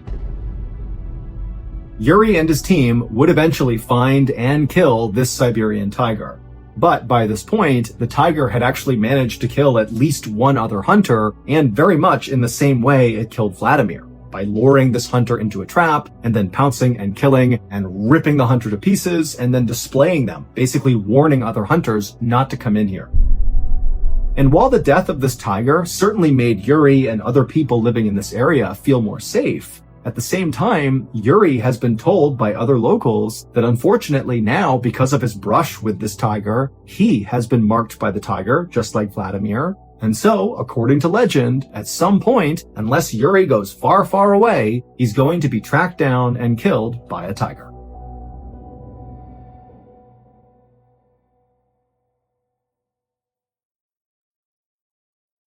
A quick note about our stories. They are all based on true events. But we sometimes use pseudonyms to protect the people involved, and some details are fictionalized for dramatic purposes. The MrBallen Podcast, Strange, Dark, and Mysterious Stories, is hosted and executive produced by me, Mr. Ballen. Our head of writing is Evan Allen. Our head of production is Zach Levitt. Produced by Jeremy Bone. Research and fact-checking by Shelley Shue, Samantha Van Hoos, Evan Beamer, Abigail Shumway, and Camille Callahan. Research and fact-checking supervision by Stephen Ear. Audio editing and post-produced by Whit Lacasio and Cole Lacasio. Additional audio editing by Jordan Stidham. Mixed and mastered by Brendan Kane. Production coordination by Samantha Collins. Production support by Antonio Minata and Delana Corley. Artwork by Jessica Clogston-Kiner. Theme song called Something Wicked by Ross Bugden. Thank you for listening to the MrBallen Podcast. If you enjoyed today's story and you're looking for more bone-chilling content, be sure to check out all of our studio's podcasts. There's this one, the MrBallen Podcast, as well as MrBallen's Medical Mysteries, Bedtime Stories, Wartime Stories, Run Fool, Redacted, Late Nights with Nexpo, and A Twist of History. All you have to do is search for Ballen Studios wherever you get your podcasts. To watch hundreds more stories just like this one, head over to our YouTube channel, which is just called MrBallen. So that's going to do it. I really appreciate your support. Until next time, see ya.